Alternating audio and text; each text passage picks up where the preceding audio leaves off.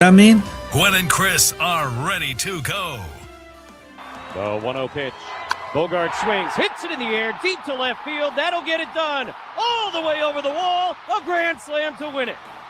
He didn't need it all, but he got it all. And Xander Bogaerts over the fence, his second slam. And the Padres do it the fun way in the bottom of the 12th inning. 7-3 the final score.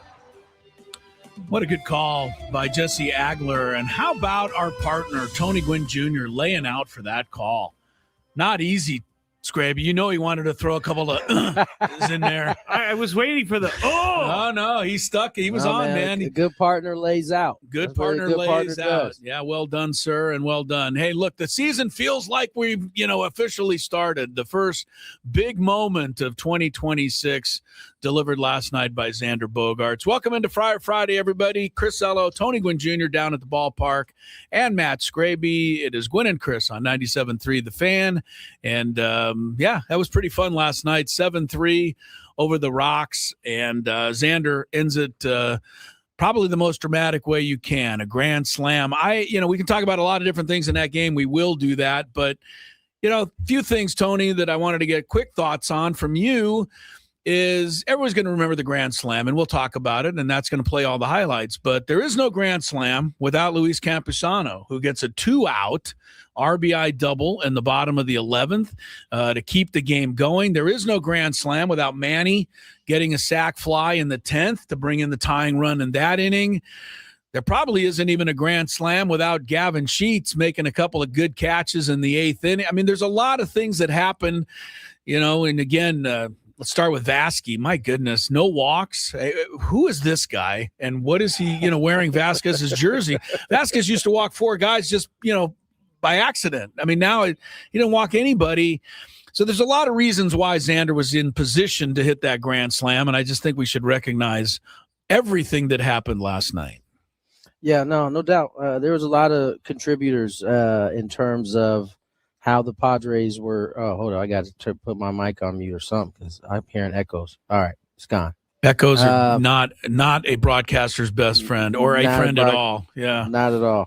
No, there was a lot of contributors. I mean, it wasn't the most well played game. There was a lot of sloppiness happening there. But when the Padres had to get the hit they needed, because they trailed in pretty much every situation, they were chasing the run. Yeah, and they came up big, and it just took one inning where David Morgan comes in and he gets he doesn't allow that ghost man to score, and then from there. Padres, got themselves in position. Rockies elected to walk the bases loaded, and they paid for it. Yeah, I want to speak to that a little bit, but first on David Morgan, I kind of felt like he was the last guy that Stamon really wanted to go to. And maybe it was just the way yesterday set up, but look, Estrada had pitched the day before. He went with Bradley Rodriguez in a tie game. And so I was kind of thinking to myself, maybe David Morgan's kind of not the guy that they feel most confident in right now. So, I don't know. I might be reading into that. But anyway, he didn't worry about it. When it was his turn to come in, he did the job. And he not only got that scoreless inning, Tony, but he limited them to the 1 run in the 11th inning after Sullivan had the RBI double. So David Morgan was certainly one of the heroes there. But I want to ask you about loading the bases. And I'm asking you, you're a hitter. I pitched. When you load the bases like they did, it forces one thing to happen. And that forces that pitcher, in this case it was Belozo, who was in there for the Rockies. He now has to come in with pitches to Xander. I know that you're trying to set up the double play. I get the strategy behind loading the bases, but you can't be nibbling now. And I think a veteran guy like Xander was well aware of that, and he was ready to roll on that first pitch. Tony, I speak to it a little. I'm not saying that lost the game for the Rockies. I'm saying that that's just not a strategy I always agree with, because it puts the pitcher in a really tough spot now. I mean, the pitcher's already in a tough spot, right? Because he's coming in with a runner on second base, point blank, right? And so, the Padres, and that it was the right part of the lineup. I mean, you got a lefty on right versus Merrill. He's like, I'll pass on that one. And then you got Manny coming up after. And it doesn't, for with Manny, it doesn't matter how he looks or if he hasn't swung the bat well. When he gets into those spots, he's very, very dangerous. Yeah, you don't want him. Yeah, I think they've seen enough. They've seen enough on their end before to know they don't want that smoke, and so they elected to load it. And even if listen, at the end of the day, this is the big leagues. If the bases are loaded, then throw strikes. Yeah, right. You not only do you have to throw strikes, you got to make pitches. You got to make good pitches. Yeah, he did not make one. Yeah, good call. Yeah, that's fair. I think that's what it really boiled down to. Yeah, good. Well explained. I'm thinking of it from midweek game against Point Loma Nazarene. I don't want the bases loaded and have to throw strikes to these guys. But you're right. It's the big leagues. Make some pitches. It's not on the manager. You got to get the job done. Campusano's hit was so big. After Laureano comes up, he strikes out. You leave the runner at third. You're like, man, this is, whatever. Campusano saves the day. I thought that was big. Fernando, sacrifice bunt. This is a guy that is a superstar and, has every right to be a superstar, but that helped us win a game. I appreciate Fernando doing that. And I think every fan should understand that that's, sacrifice is the very nature of that word, but you're helping your team win a ball game. And Fernando had a big hit, I thought, in the 10th inning, after Jake comes up and he tries to bunt. Doesn't get the runner over, but Fernando gets a hit to set Manny up for the sac fly. There was just a lot of really key things that happened in those extra innings. And you had to, lay it down. You know what I'm saying? These guys, they all stepped up and when they needed it most, they got the plays they needed. And that's the type of, no matter how ugly that game was, that's the type of win that you can gain momentum on, right? You kept avoiding that loss, kept scoring that run in the extra innings. Yeah. Keep hope alive, and then boom, a grand slam kind of wins it. That'll raise your swag meter up a little bit. It should carry a little momentum forward. Walker Buehler will start tonight. And Sugano, who's kind of a veteran guy the Rockies have brought in, was with the Orioles last year. He's actually pitched well first couple of starts. I don't know if I'm watching the Rockies and I can say they're a lot better than last year. After all, they made 2 or 3 errors in one inning. They tried a few different times to give that game away. But it looks like they got a bullpen for the first time maybe in the history of the franchise. So, that is going to keep them in some games. And I agree, Tony. I thought it was a fun game. It wasn't a perfect game, but it was a fun game. I know that the home plate umpire would rather probably have, a different result. I want to speak to that because I'm sure a lot of people are like, man, what's up with these big league umpires? Can't you ever get a call right? And there was, I think, 15 challenges last night. There was quite a few. 20, I think. 20, yeah. So even worse. And I just want to speak to it. There was maybe of the 20, 1 or 2 that were legit wow, how'd he miss that one? It was right down the middle. The other 18 were right on the corner of the ball of the zone or an eighth of an inch off.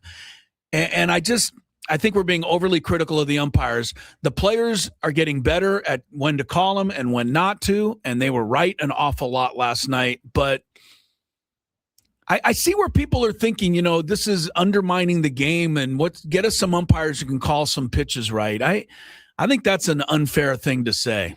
I do. That's a bridge too far, but both things can be true because, yes, he missed some ones that were right down the middle, but he also missed some that were kind of off the plate, 2.5, 3 inches yesterday. He had a few of those too. Okay. He had a bad night, and at the end of the day, that's okay.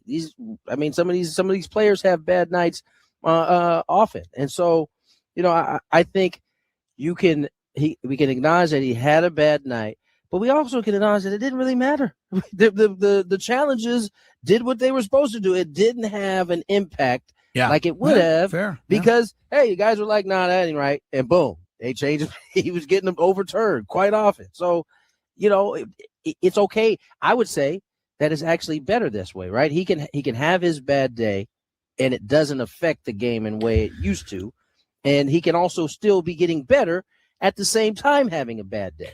Yeah, I think he got in his head for a little while there, though. I think he started even questioning himself, like, is this a strike? I don't know. Okay. You know what else I know? Just as I'm kind of thinking about it. Yeah. You had less barking because those calls were getting overturned, right? Mm-hmm. Yeah. The game was able to kind of flow. He wasn't in his feelings in terms of hearing the barking from both sides at that point, and the game turns a little bit kind of nasty, right?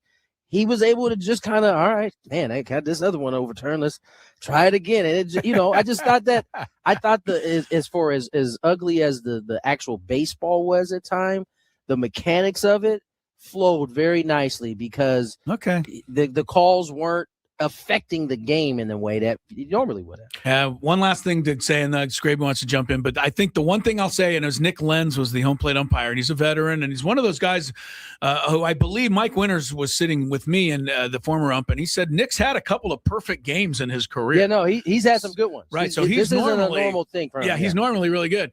But the thing I liked about Nick Lenz is, he didn't get exasperated really. He took the mic, but there was some frustration. Well, dude, they challenged 20 calls. I don't know. Did you think he was exasperated? No, I didn't know how it was coming off on TV. It didn't seem like he was frustrated at all here at the game. Okay. All right. I think he just took it. There, so. He took his mask off and said they're challenging. That's I thought he handled it well. I got one last thing in the final minute of this first segment. We're already at the clock. There's no final minute at 12.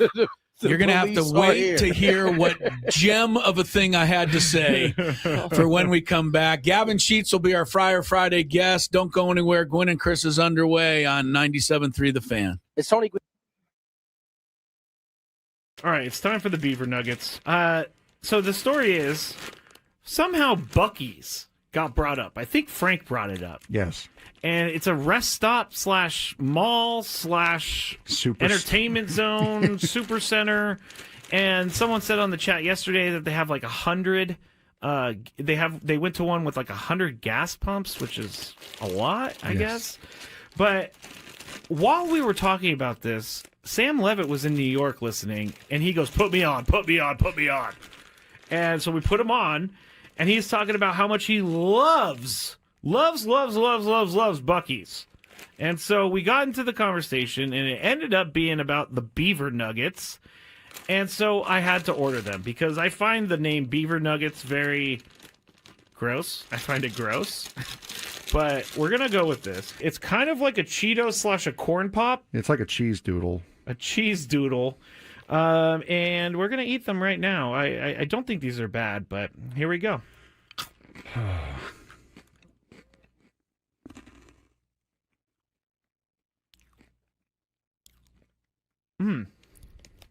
I like it. It tastes like a corn pop.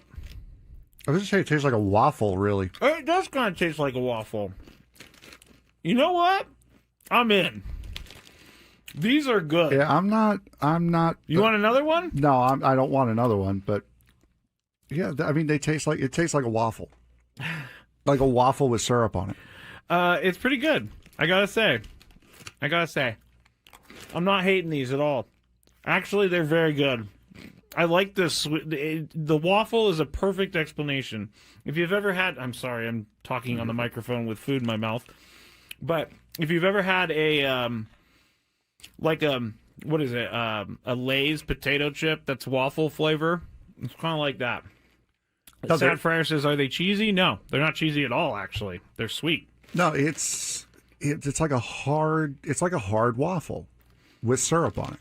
With dried encrusted syrup on it. Now, I don't exactly know what the puff is. It could be just fake something. Most likely. I mean, it's like caramel a little bit too. All right, I gotta stop eating these because I will eat the whole bag. I love these things. I'm gonna leave them here though because I will eat this if I go home. It's just gonna be a bunch of Beaver Nuggets in my bed as I sleepwalk or something like that. All right, it's time for the Beaver Nuggets. So the story is somehow Buc-ee's got brought up. I think Frank brought it up. Yes. And it's a rest stop / mall / entertainment zone, super center. And someone said on the chat yesterday that they have like 100. They went to one with like 100 gas pumps, which is a lot, I guess. But while we were talking about this, Sam Levitt was in New York listening, and he goes, put me on.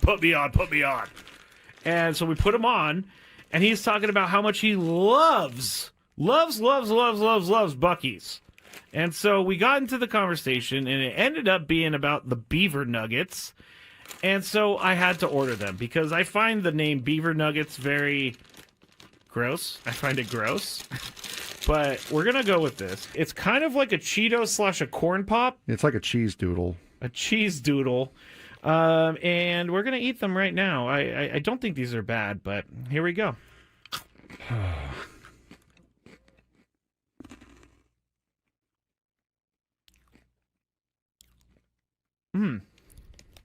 I like it. It tastes like a corn pop. I was going to say it tastes like a waffle, really. It does kind of taste like a waffle. You know what? I'm in. These are good. Yeah, I'm not. You want another one? No, I don't want another one. But yeah, I mean, it tastes like a waffle, like a waffle with syrup on it. It's pretty good. I gotta say, I'm not hating these at all. Actually, they're very good. I like this. The waffle is a perfect explanation. If you've ever had, I'm sorry, I'm talking on the microphone with food in my mouth. But if you've ever had a what is it? A Lay's potato chip that's waffle flavor. It's kind of like that. Sad Friar says, "Are they cheesy?" No, they're not cheesy at all. Actually, they're sweet. No, it's like a hard waffle with syrup on it, with dried encrusted syrup on it. Now I don't exactly know what the puff is. It could be just fake something. Most likely. I mean, it's like caramel a little bit too. All right, I gotta stop eating these because I will eat the whole bag. I love these things. I'm gonna leave them here though because I will eat this if I go home. It's just gonna be a bunch of Beaver Nuggets in my bed as I sleepwalk or something like that. 2:17 on the clock. Tony Gwynn Jr., Chris Ello. Padres first baseman / outfielder Gavin Sheets will join us for our Friar Friday.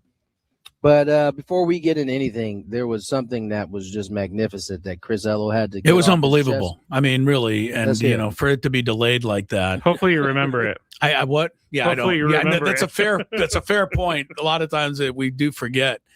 Now, I wanted to say something that we've seen for every April in the history of Petco Park, but it was, back on display, I thought most noticeably last night, Tony, and that is the ball that leaves the bat at about 300 miles an hour and sails toward the center field fence and then dies in the glove of the center fielder before he even gets to the warning track. I give Brenton Doyle credit. He somehow got it over that center field fence. But there was at least a half a dozen balls last night hit by both sides, mostly the Padres, I think, though, that would have been out of the ballpark on a sunny Sunday afternoon, during the month of June or July. And I bring it up because, we go through this every year, Tony. We sit here in April and we go, God, the Padres aren't hitting. They can't hit. They don't, but a lot of those balls are hit well. It's got to be frustrating to the batter because to me, a lot of those balls look like they're going to go out. And I immediately say, no, they're not going to make it. What's interesting about this group is that, and I don't know if it's just this group, but it used to be like a point of conversation when I played here in 2009, 2010. I very rarely hear these guys talking about it. I think at the end of the day, they recognize that it's April. It's probably a little bit of May as well.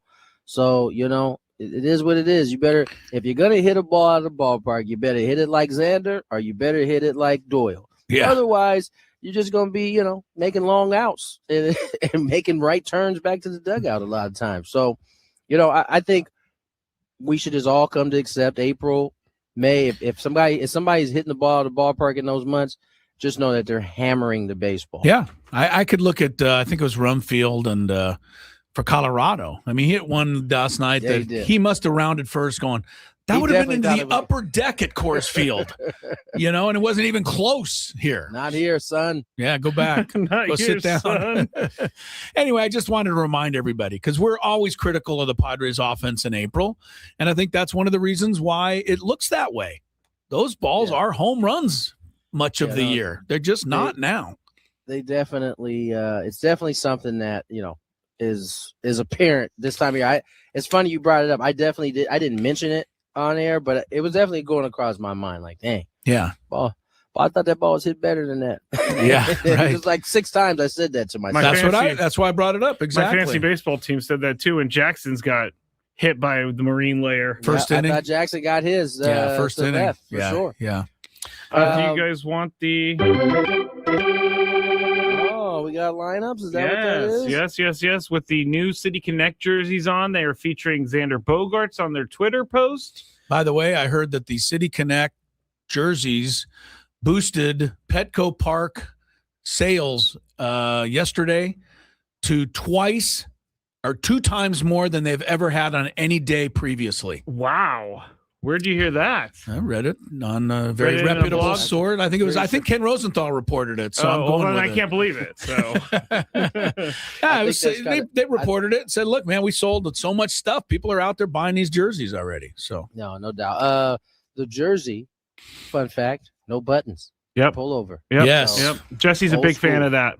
Yeah, I'm enjoying it myself. Yes, do we want to give the lineup? Is that what you guys want me to do here? Yeah, we can do the lineup right now. All right, let's do the lineup. Ramon Laureano back in that leadoff spot. Toddy, Merrill, Machado, Bogaerts, Sheets, Andujar, Campusano back behind the dish, and Cronenworth in the 9 spot. I am. I'm starting to get a little. I was going to say giddy. A little. Well, I was about to say giddy, about and Campusano? then I brought it back. I'm just going to say hopefully giddy. He's coming up with some hits here, and I'm just so happy for that. And I hope it continues and it leads to something. And, we can see something like the Campusano that has, torn apart the minor leagues these last few years. And if for no other reason, Tony, that because the fans around here, and you know who you are, not all of you, but so many who have just totally obliterated this guy. And I would just love to see him, have some success. I really would. I feel the same exact way. I want to see him kill it. And it's starting to come. And I think he's got the right manager, right people. I think he's got a good hitting coach that is working with him. And he's making strides, man. He's making strides. He's had already a couple big changes. He had a huge leg. He had a leg kick. He had a step. A tap, and now he's just kind of picking it up, hitting the ball hard, doing his thing. So I'm happy for him. I want to see him continue to succeed. Me too. Put me on that list. But Walker Buehler though, he's third start. Didn't have. He had a decent one his first. Got away from him. Second one was tough. 2 2/3 innings pitched. Kind of put the bullpen in a rough spot. Love to see him have a good outing tonight. I read something about what he was saying, and he's saying since he's working on such a different throwing motion with Ruben, and that he has the feel for 2 innings, but he can lose the feel. So he feels like the more that he pitches in games, the more he's going to get used to this new delivery, and he'll figure it out. Hopefully. I didn't see that, but I love the fact that he has gone into detail about some of the things he's working on and trying to get the feel, and he is trying to do it in real time. I mean, this is a pitcher that he's never been before, and so he's trying to do that on the fly. And if you lose feel, all of a sudden you can't sign the zone. It's tough to kind of hone in on that. I think Walker Buehler's got to be smart, and I think he is smart. And I don't think you just lay the ball right down the middle. Obviously, these are big league hitters, but you can use this ballpark to your advantage in April. Let them swing from the heels and fly out to, right field all night. I think especially Colorado, a team that is used to just, getting the ball in the air and circling the bases. I think a lot of these guys come in here and they think, they're trying to hit home runs. So I think you can hopefully use that against them. The Rockies are still the Rockies, and I think you can tame them tonight. And And Let me say this keep about the going. Rockies. Yeah. I can't help but watch them in at least the first game and think, man, it seems way better than last year. They look like they're walking in like thinking at least, oh, we got a chance to win this game today. Never felt like that yet last year when I watched them play. It looked like they knew they weren't good. They knew they didn't have a chance to win, and that is how they play. At least yesterday, they faking it until they make it, right? You know what I'm saying? Like they look like a baseball team that can compete with anybody. Faking it until they make it. I like it. That's well said, and we'll see how long they have that attitude. You know, but for now they do. You know who had a huge hit for the Rockies last night? Brett Sullivan. And Sam and I were talking for him. Sam and I were texting this morning about the game last night, and he reminded me that Brett Sullivan was traded to the Pirates for Bryce Johnson to come back to San Diego after already leaving, and then he left, Pittsburgh and went to the Rockies. But I've always liked Brett Sullivan. That was a big hit. Yeah, I always liked him. And I was glad to see him make the team. I enjoyed Sully when he was here for sure. He made the team by hitting like 700 in spring training. Yeah, he did. I mean, he barged his way. Not guaranteed at all, and he snatched that backup job. He barged in there. Good for him on that.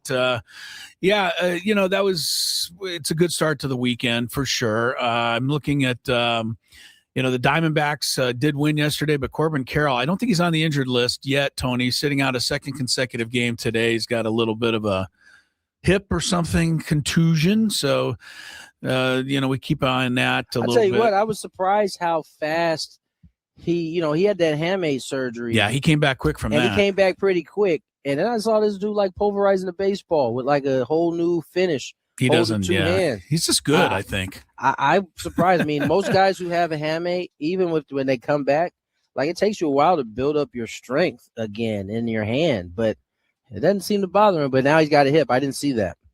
Pittsburgh 2-0 over the Cubs earlier today. Brian Reynolds Hearn with a big knock there. I saw that. He set that up, and then Reynolds hit the home run to follow it up. So that's the day baseball today, and we got the Masters going on too, Tony. I know that Scraby's keeping a close eye on the scoreboard because he's on it.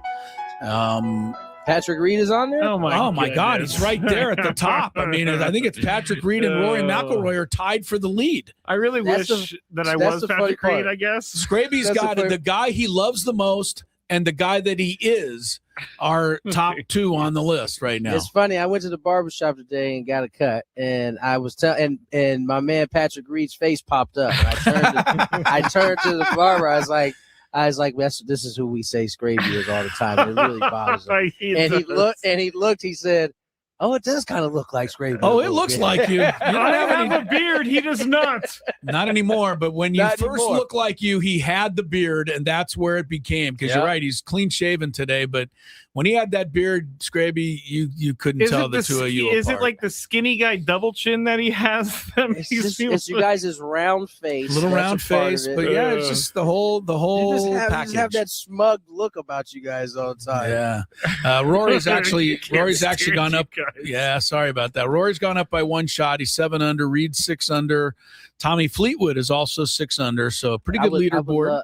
I would love for nothing more than Rory to blow this and then have to face the music and run away. Oh, that would just. I'm going to cheer for him to run away. That would serve my. He doesn't owe the media anything after what they put him through. That would serve my timeline perfectly. And who'd be best to run him down on Sunday, don't you, Tony? Who that? Brooks Koepka lurking 4 shots off the lead right now. See, I don't mind Brooks anymore because he's not that good anymore. I'll tell him you said that. Unless he walks down Mr. McElroy, he might not be saying that anymore. I think he's actually like 3 under or something. He is. That's what I said. He's 4 back. He's doing okay. Yeah, he's 4 back. Schauffele's in there at -1 if you're wondering about him. And Scotty Scheffler, 74 today, which for him is pretty – not good for him. He's at even par. He's going to make the cut, but he's going to have a lot of ground to make up this weekend. I don't think our guy JJ Spawn is going to make the cut. Ooh, that was my choice for winning. I really thought he was going to win because he's coming into it hot, and it hasn't gone his way. So there's your Masters update, guys. Chris, do you ever? All right, let's get the break. Okay, never mind. Let's get the break for Scraby. You about to take us over? Yep. Let's get the break. On the other side, Gavin Sheets joins us. Nope. Nope. Countdown. Oh, that's right. Countdown. Yes. What are we doing again on Countdown before we go to break? We got to. I think it's a fun one today. Can choose any athlete, past or present, that you would like to be for one day, and you can perform or have the skills that they had for that one day. Who would it be? Word up. All right, there you go. There you have it. Countdown on the other side. We're going to Ben and Woods on the Fan. All right, so here's what happened. I was at the corner, and I'm going to call out the streets because who cares? It was Claremont Mesa Drive and Ruffin Road, which is pretty close to our radio station here. Yeah. I had to run over and pick up a little cash from the bank. That was simple, trip before I came into work. And I'm on Ruffin Road, coming up to Claremont Mesa Boulevard. Ruffin Road can be a little rough sometimes. Well, they could pave that. It wouldn't hurt. Yeah, it wouldn't hurt. They can't call it paved road. I know that. Wait, your issue isn't the potholes in the road? I'm used to that. So we come up on Claremont Mesa, and we're at the stoplight. I'm in the left-hand turn lane to turn left on Claremont Mesa. I'm the third car back. And there's two left turn lanes. There's 3 cars in line here. And then the going straight is also red. And that is backed up each of the lanes. So that I've got cars on my right. I've got cars on my left. I got 2 in front of me. I got people behind me. No big deal. Light cycles through. And our turn doesn't come. Oh, no. So the cross traffic gets to go again. And then the people coming across in our direction, they get to go again.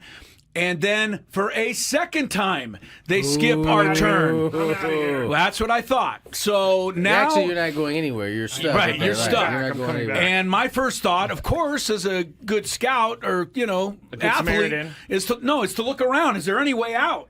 Can I back up? Can I, I'll do anything. But there is nowhere for me to go. No.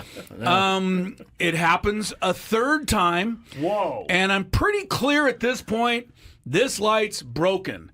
And I'm starting to think, how are we going to get out of this?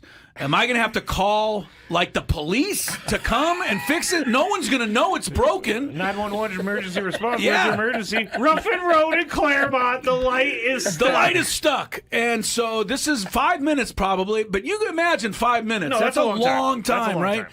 Well, when it comes to the fourth time, I finally start just leaning on my horn. Oh. I'm trying to get... What are the people in front of you going to do? Well, because there was a moment, you're right, after the traffic comes this way, it paused. You want them to run the light. You could at least, a couple people could run the light. We could get this going here. You want them to run the light. I did. Break the law. Well, they had to. Otherwise, we'd still be there. Anyway, so this is going on. So I'm starting leaning on my horn. The lady next to me looks at me like, what the hell are you doing? Good for her. Good for her. And good for her. Yeah. Kidding. I'm like, ma'am, kidding. are you just clueless? Were you going to sit here the rest of your life? She has faith that the light's going to turn eventually. Evidently so. If it had gone again, the guy next to me on this side rolled down his passenger window. That starts to go down. I think he's going to be mad. And he's like, what? And I'm like, I'm pretty sure the light's broken. Like, how do you not know this? We've all been sitting here for 6-7 minutes now. The 2 cars at the very front of the left turn lane are not budging. So they apparently are content to sit there for as long as it need be. They also have faith that the light is going to turn. But I have no faith. What gives them that faith? Yeah, but what gave them the faith? I mean, it had cycled through 4 times now. The 5th time, I was going to just have to get out of my car and walk up to that and go, will you please do something? Or get, and if you don't, and I would have, something. You know what I would have said? If you don't want to run the light, just get out of my way so I can run the light. I'm not sitting here the rest of the day. And finally, on the 5th time, the first 2 people ran the light, and the next person was able to get, you know what I mean? And after a couple more cycles through, I got out of there. But I don't know. Did the light ever start working? I don't know. If you're at Claremont Mesa and Ruffin Road, you might still be there. I don't know. This was 45 minutes ago or so. Wow. So my question to you is, how differently would you have handled this than I did? And I'll start with you, Tony. Would there have been any difference, or do you know? I don't know if I would have laid on my horn. You would have just never laid on it. I think I might have maybe rolled down the window, see if I could talk to somebody, see what else. See if anybody else was in on it? I don't think I would have laid on my horn because, listen, what you're asking is for them to which may not be easy for everybody, and that is the timing between when because they're waiting for their light to turn. Yes, right? they were waiting for the light's not gonna turn, but that also then requires them to guess the exact kind of when the timing of when they can go. And you know what? Figure it out. I think a lot of people wouldn't be comfortable with running the light, with even running the under light. these circumstances. Well, I think, not when there's other cars that could actually hit them. Okay, I think you are right, and the reason I think you're right is because of the 40 to 50 cars that were now piled up in my area behind me and around me. I was the only one honking. Right, and like then nobody else thought to do this. All right, so here's what happened. I was at the corner, and I'm going to call out the streets because who cares? It was Claremont Mesa Drive and Ruffin Road, which is pretty close to our radio station here. Yep. I had to run over and pick up a little cash from the bank. That was simple, trip before I came into work. And I...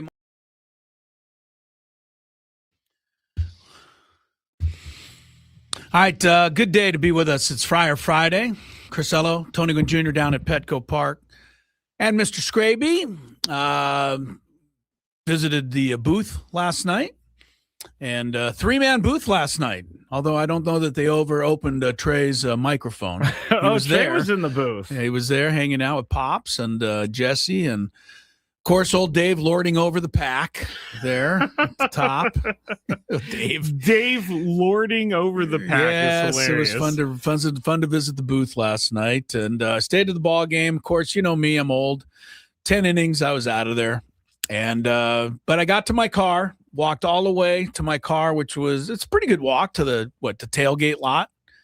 Oh, yeah. So that's a 10-minute walk. And got in to go home, could not find my phone.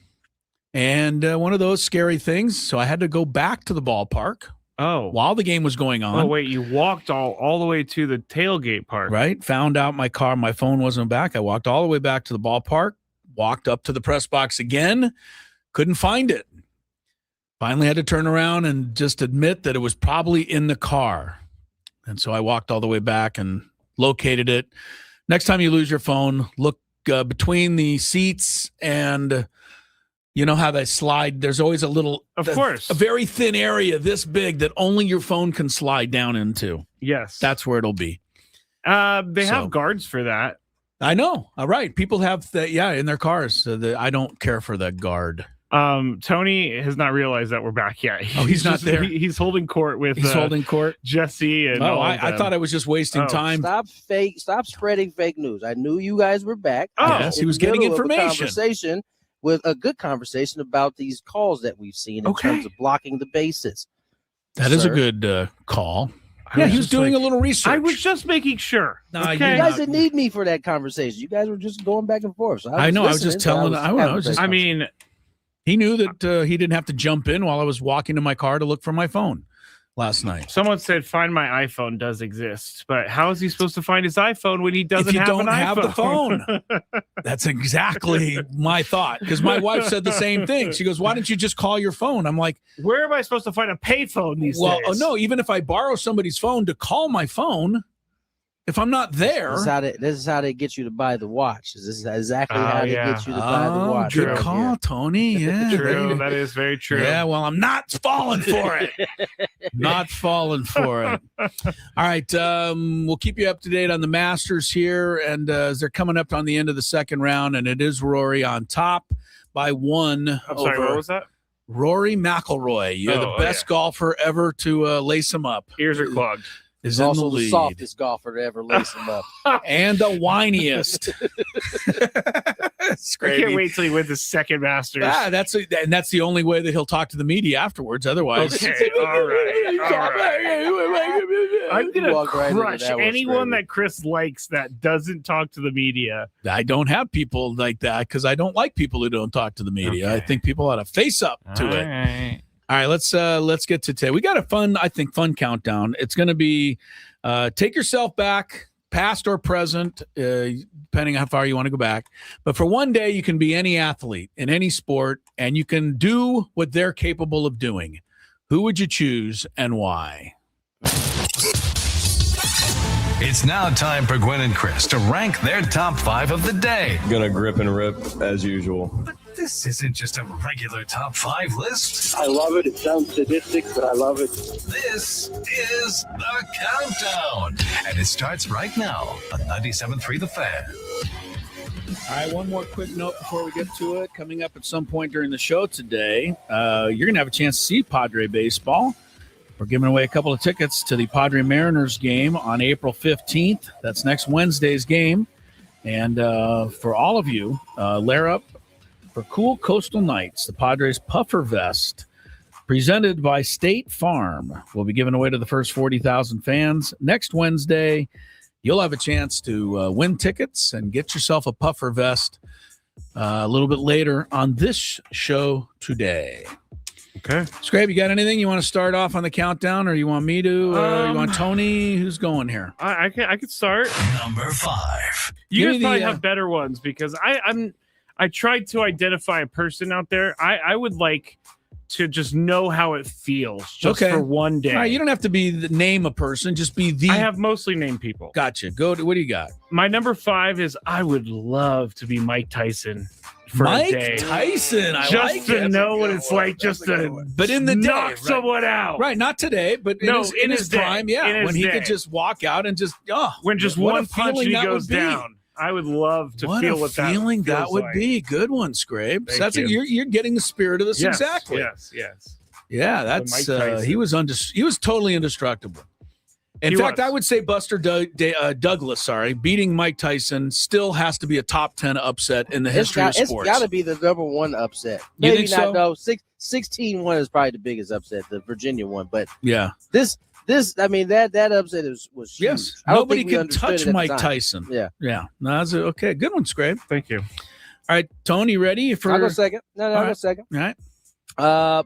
I would like to be Michael Johnson in his prime. Ooh. Took one of mine. I think took one of mine. I think being able to be the fastest man in the world in the 400 and the 200, I think would be like pretty sweet.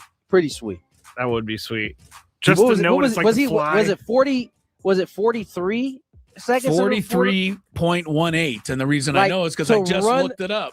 To run around the track in 43 seconds is just ridiculous. Chris is really upset. I'm not upset. I'm just amazed that of all of the people on the world, we had the same one. I had Michael Johnson also, so I'll just use it as my number 5.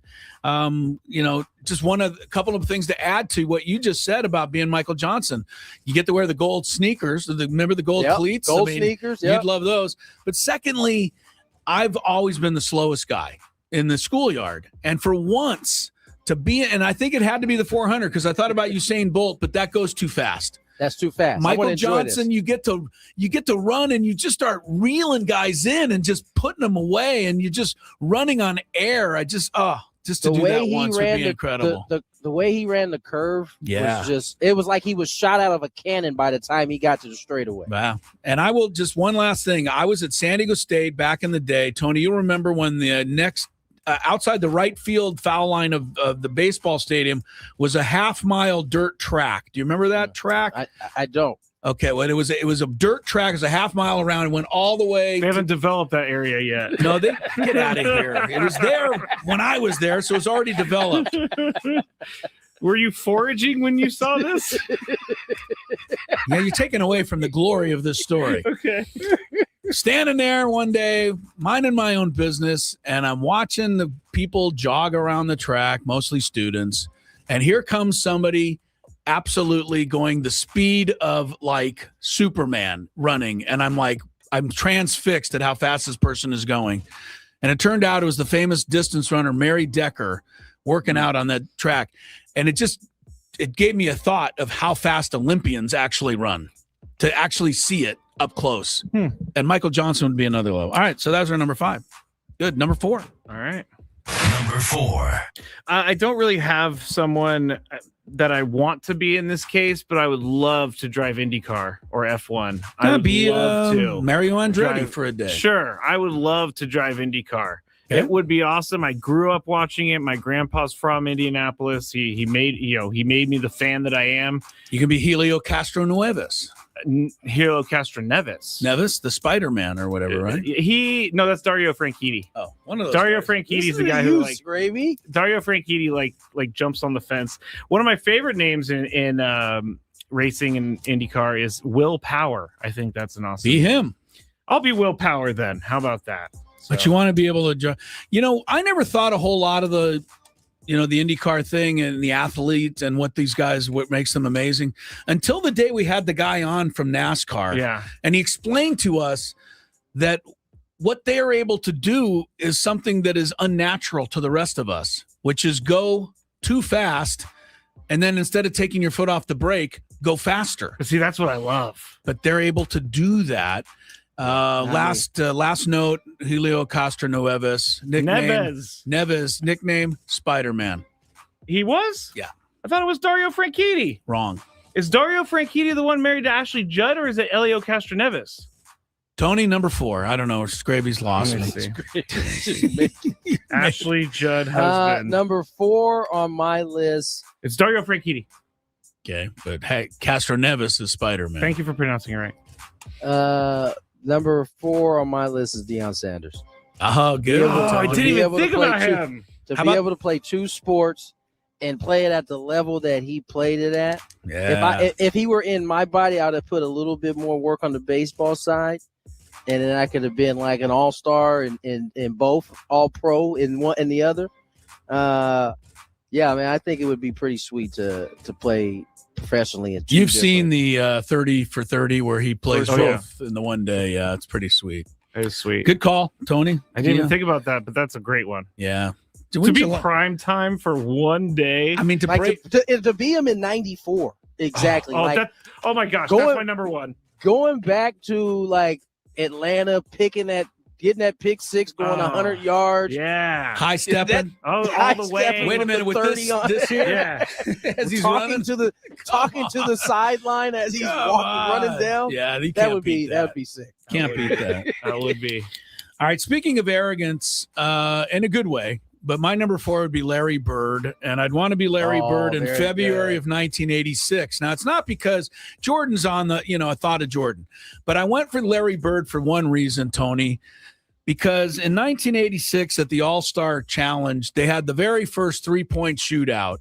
And to have the confidence of Larry Bird to walk into the locker room with some of the best players in the league and say, hey, who's finishing second today? And then go out there, not even take off your warm-up, and make 24 of 25 from 3-point range, and then walk off the floor and go home. This is how he walked off. With the arm, yeah. Unbelievable. I mean, the confidence that man had, and then to be able to back it up. What a feeling that had to be. That's the coldest part is my man didn't even take off his warm-up top. No. He said, who's finished in second place?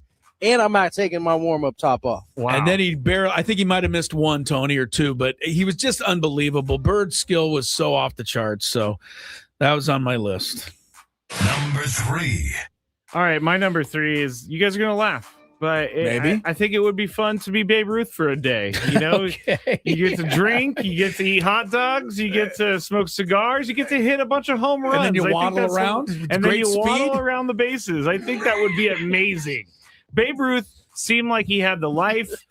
I think so. Yeah. I'll just how about be Babe Ruth. How about being Babe on one of those train rides from New York to Boston, and then he's got like his brandy. Next to he'd him. had the brandy, he would have the cigar, he would have had a card game, he would have had what a life he was living. Many ladies around. Probably him. a few a few hangers honors there. So Babe Ruth. All right, Babe's good.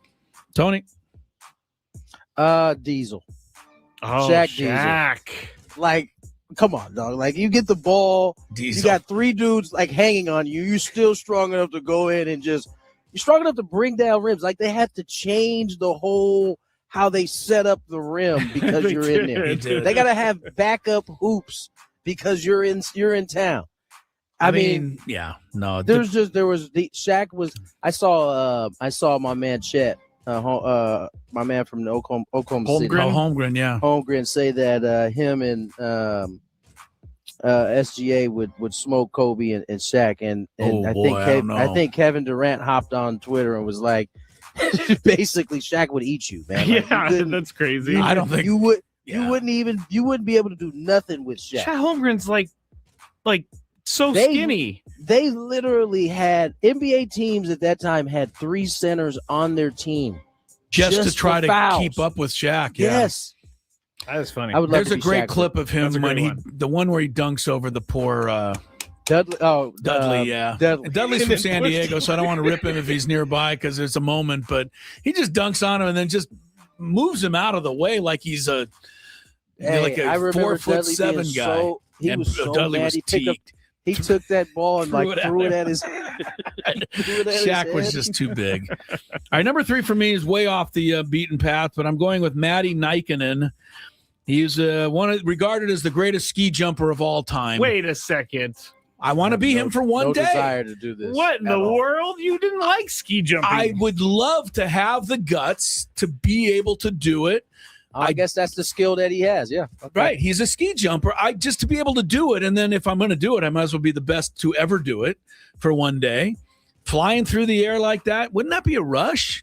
I mean, you don't think you could do it, but if I get to be it for one day, I'd throw him in there. So I looked up who's the greatest ski jumper and his name popped up. What was it again? Matti Nikkanen. He's a Finnish guy and he won 4 gold medals and all kinds of other stuff. All right.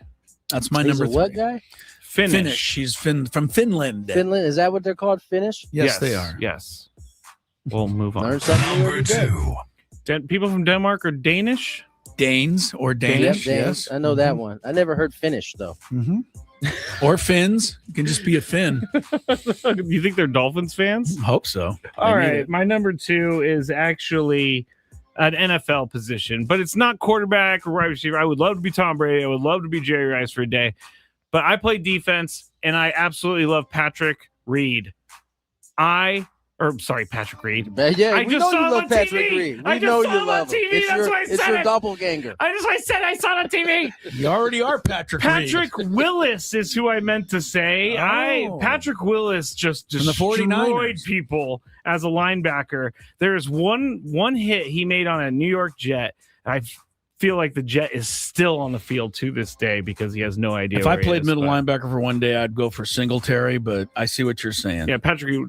Hey, why do I keep saying Patrick Reed? You guys got me in there. I don't know if you saw this, but Patrick Reed, he did not Patrick Reed. You got me saying it now. Willis Reed. Not Willis Reed. Willis Reed now. Patrick Willis. He was on a couple podcasts. He has some great stories about some of his former crazy 49er teammates. Oh, I gotta go listen to them. I think you would enjoy it. Oh, I would. Is it my turn now? Yeah, number 2. Number 2 is Michael Jeffrey Jordan. Like, come on, like get one day. One day to be able to be him in his prime. That'd be good. That'd be. But you get the whole day, so at the end of the day, you got to go shopping at midnight with your sunglasses on because you don't want anybody to see. That's fine. You're not tired. Apparently, Michael Jordan didn't sleep, so it doesn't matter what time it is. Good point. Is that why his eyes are constantly red these days? Maybe the scotch he's holding. Yeah. Number 1. I'm at number 2. Real quick, I'm going to go with Andre Dawson, circa 1987. The Hawk, because there's 2 things that he did that I would love to do one time. And one is to be able to throw from right field, like the warning track to third base on the fly. I can't understand what that must feel like. Tony probably has some idea. And the way, Hawk could go deep. I mean, he hit 49, I think, the one year and for the Cubs. And I've always talked about wanting to hit home runs. So I put him together as one day of a good Andre Dawson day. Number 1. Mine is number 1. I would love to be Tiger Woods, the golfer, for the day. All right. Year 2000, maybe, when he was at his height, when he was about to win the career Grand Slam in one season. I would love to be able to know what it feels like to strike a ball exactly how you want to every time you swing. Tony? I just saw something I got to tell you about after. Number 1 on my list would be a mix between Tony Gwynn Sr. and Barry Bonds. The perfect hitter right there. Perfect hitter there. If one isn't available to be had for that day, the other one will be. I think either one. Like I would love to know what it felt like to know I was going to get at least 2 hits a day. I'd also like to know that there was not a pitcher on the planet that could beat me in like it was for Barry. So, yeah, I like that. I like both of them. Or to know that I can hit a ball like Barry. I can hit a ball out anywhere on this field. Doesn't matter where I'm at. I'm in range. Chris, you have time. I'm not going to no, I'm the same as you. I go Jack Nicklaus just against your Tiger Woods, but either way, to have the ability to control a golf ball for one day the way the best do, I would even settle for Patrick Reed. I mean, just somebody of that skill level for one day to go out on a golf course and have that ability. That's a feeling I can't imagine. I mean, neither. All right, there's our countdown. More Gwynn and Chris coming up. Every hit, every trade.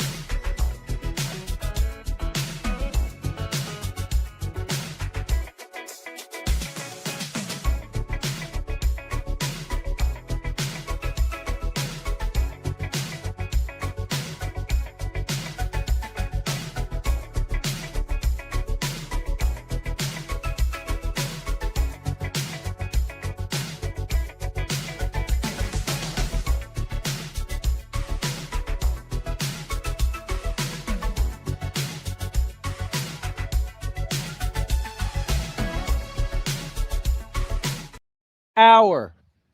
Tony Gwynn Jr., Chris Ello, Matt Scraby.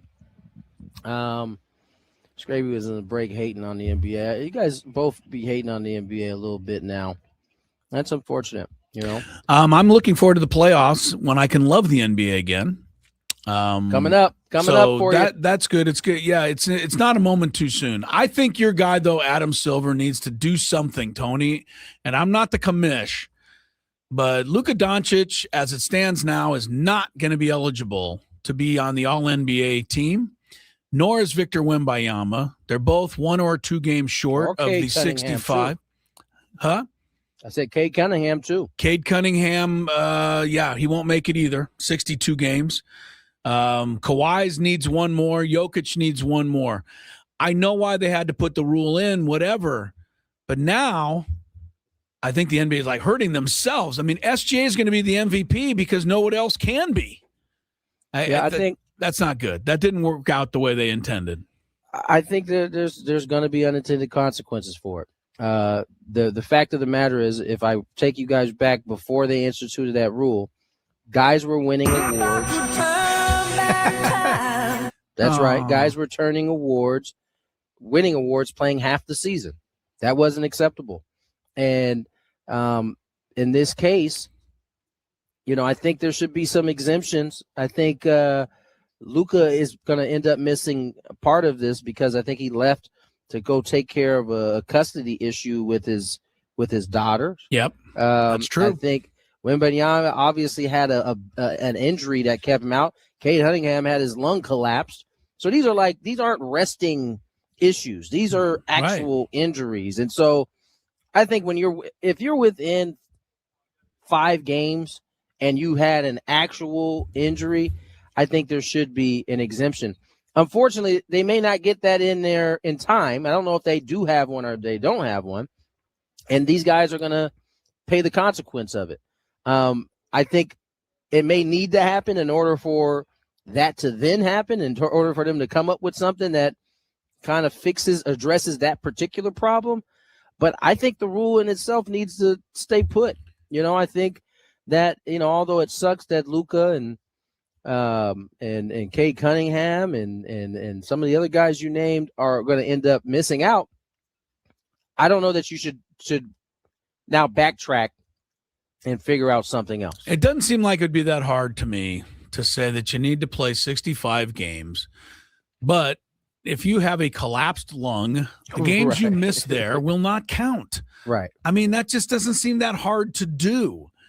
If you want to tell me you have a sore ankle, then that is going to count. Sorry. We can't confirm that. But a collapsed lung, a dealing with a custody issue to save your child. Get like a doctor's note for that collapsed lung. Yeah, I know you're getting into that kind of territory, but you know, I'm agreeing with you. It's just they're going to have to figure something out. I agree. They need to figure something out. I just think it's those type of situations. There just has to be kind of some type of fix for it.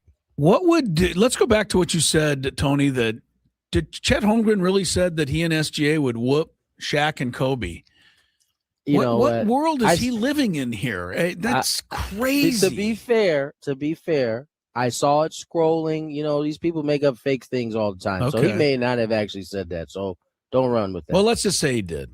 For the sake of let's just say he's really, really dumb. Reportedly said. Let's just say he's really, really dumb. I don't know. I really, you know, I really want to like SGA, but I can't until he just stops flopping and pushing off. And I guess I sound old school, get off my lawn, but you know, I didn't see, you know, Kobe doing that kind of stuff. I just didn't. And I'll be honest with you, Tony, this is getting to our level now. I'm seeing kids in high school that are just flat out flopping now. And, you know, we have to start calling it because that's what they see in the pros. And I just wish they didn't have to take after that because that was nothing I ever even thought about doing as a player, and I doubt you ever did. I don't know, man. We saw Vlade Divac. Flopping's been around for a very, very long time. We've had some. Now you're going Vlade on me. Well, his name is Floppy Divac. We've had some serious flop. I mean, Reggie Miller was known for embellishing his fouls as well. I mean, there was a lot of flopping going on in the 90s. Okay. I think these guys have learned to perfect it, and they make it really hard on officials to get in real time. But I don't know. I think, that it was inevitable. I mean, I certainly remember playing at Poway High, playing against Torrey or somebody, and dudes flopping around all the time. Not in my game, Tony. You're lucky I wasn't reffing. No, I'm kidding. Probably would have missed it looking the other way, knowing my situation. So, well, Miles Byrd, Providence. To think of that, Tony Gwynn Jr. They must have gave him a bag, man. It's got to be. Ziegler put the numbers 1.5 and 2 million in the story. I don't know how close that is, but there you go. Yeah, listen, man. He had to get that to go to Rhode Island. Come on, you have to. Yeah, I'm sorry. Providence is not. It's not the Providence of old. No, this team hasn't been good in a little bit. Where did Providence get $2 million to give to Miles Byrd? Hey, that's what I'm saying. If he got that kind of money, you can understand him not being able to turn it down. And I'm sure if he got that money this year, he was somewhere in the ballpark last year and he turned it down. So, you can tempt fate a couple times, but you never know if you're gonna get that kind of money ever again. There were some stories I read that said he was basically has been considered really one of the number one guys in the entire portal. I mean, people are really enamored with Miles Byrd. I think, we're enamored with him to a certain extent. I think the 30% shooting from the arc is not, superstar type stuff. But Miles does a lot of amazing things on the floor. And I said it yesterday. To me, as an Aztec fan, I guess I'm sour a little, but I also understand, the landscape. And Miles Byrd, to me, has been a legit contributor for 4 years to the San Diego State basketball program. I don't think we can and should ask him for more. He has the ability to go out and make this kind of money. Why should I keep him from being able to do it the same way that old Lamont Butler went to Kentucky? I was sour about that, but I got it. I understood it. And when he came back, everybody stood and applauded him, just like they probably will for Miles Byrd. So I'll say this about Miles, and you mentioned him being the number one guy. The 30% shooting is real, but that's about what Kawhi shot from 3-point. I don't even know if Kawhi shot 30%. No, you're right, Tony. No kidding. And you look at Bird's size. I mean, I'm sure there are schools thinking to themselves, "Oh, we can develop this kid. We can help him do whatever." And I'm sure that's kind of probably what he heard while he was in the portal. But yeah, man, this is something we're gonna all have to get used to. I don't think it's unique to this school. I think it's happening everywhere, and I think it's gonna continue to happen. Even the classes coming in will be dealing with the same thing. I was blown away when I read the other day that 50% of all eligible Division I players are in the portal. 50. Do you know that when the portal closes, there'll still be over 1,000 kids in that portal that don't get a home? Oh, it's like a dog. It's like a dog. Well, Scraby, there's a website you can go to adopt some of these players if you'd like. I'm just saying that's kind of the reality. Everybody hops in, and then we all kind of think, oh, everybody finds a home. No, there would be plenty of kids that they hop in that portal. This will be the last time they ever. We won't hear from them again. Yeah, right. No, you're right. And I just caution so many of them that the grass is not always greener. As a matter of fact, I think it's hardly ever greener. A lot of times you have it really good where you have it. You just don't know it. You don't know it. And this is why these kids are so antsy to get into that portal. But I'm going to wish Miles Byrd well. He's now in the same league as UConn, so I know I'll be rooting for him at least twice a year. And, wish him the best over there. And I know the Aztecs will end up getting their guys. But, Tony, we're living on borrowed time. You and I know this. I don't like to say it out loud because I don't want it to come true. But even though we're going to try this Pac-12 thing now and, whatever, I just don't know how much longer San Diego State gets to play in the same world as Ohio State and Kentucky and, North Carolina and Duke. I mean, the money that these schools have we can't. I don't know how long we're supposed to try to keep up with it. You know what it is, Scrape? It's your favorite word needs to happen. What's that? Your favorut people. Private equity needs to Oh, slide no. on. Oh, gosh. Slide on into San Diego State. Oh, my gosh. That's what I'm saying.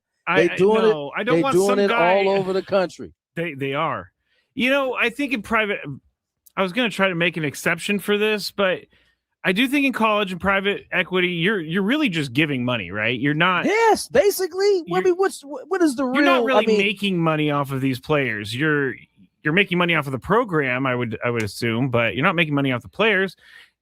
It's different in professional sports. All of that money is funneled into one bigger business. Listen to this guy. Don't get me started. There was a Scraby show one night where I lost my mind about the whole private equity thing. Because the Red Sox, that could be a quick fix for a college, especially a one like San Diego State that's not incredibly small, but also not like the big dog. I get it. I mean, hey, you have to do what you got to do to stay alive. What did who was it? Ryan Day that says you either adapt or die, and so we choose to adapt. I mean, you got to adapt. Right, easy for Ryan Day to say. I know, yeah, Ohio with like State. one of the biggest budgets in football. Come on, Ryan. Good point. All right, let's slide away. I have to get on down and listen to the skipper and see what he has to say about tonight's action.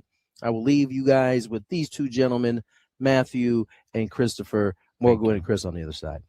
From the 855.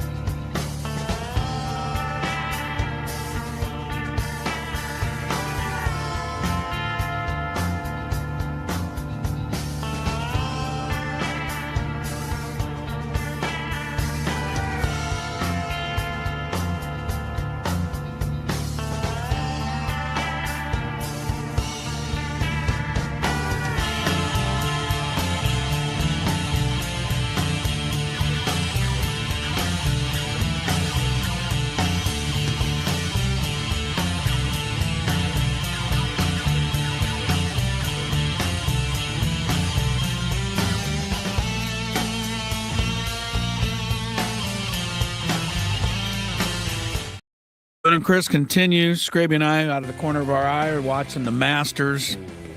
We both said Chase, is it Chase Young? Cameron Young on a hot streak, going for 5 birdies in a row on 16. We both looked at his putt and we said, you and I'd miss it, but he could make this, and he should make this. Yeah, that's a makeable for putt. a pro. Yeah, it was maybe and then 15 feet. It did one of my putts. It went right at the hole, and then just as it got to the hole, it said, nah, and it just slid over to the left. You need to hit the gym and power How does up the a little ball bit more. know to do that?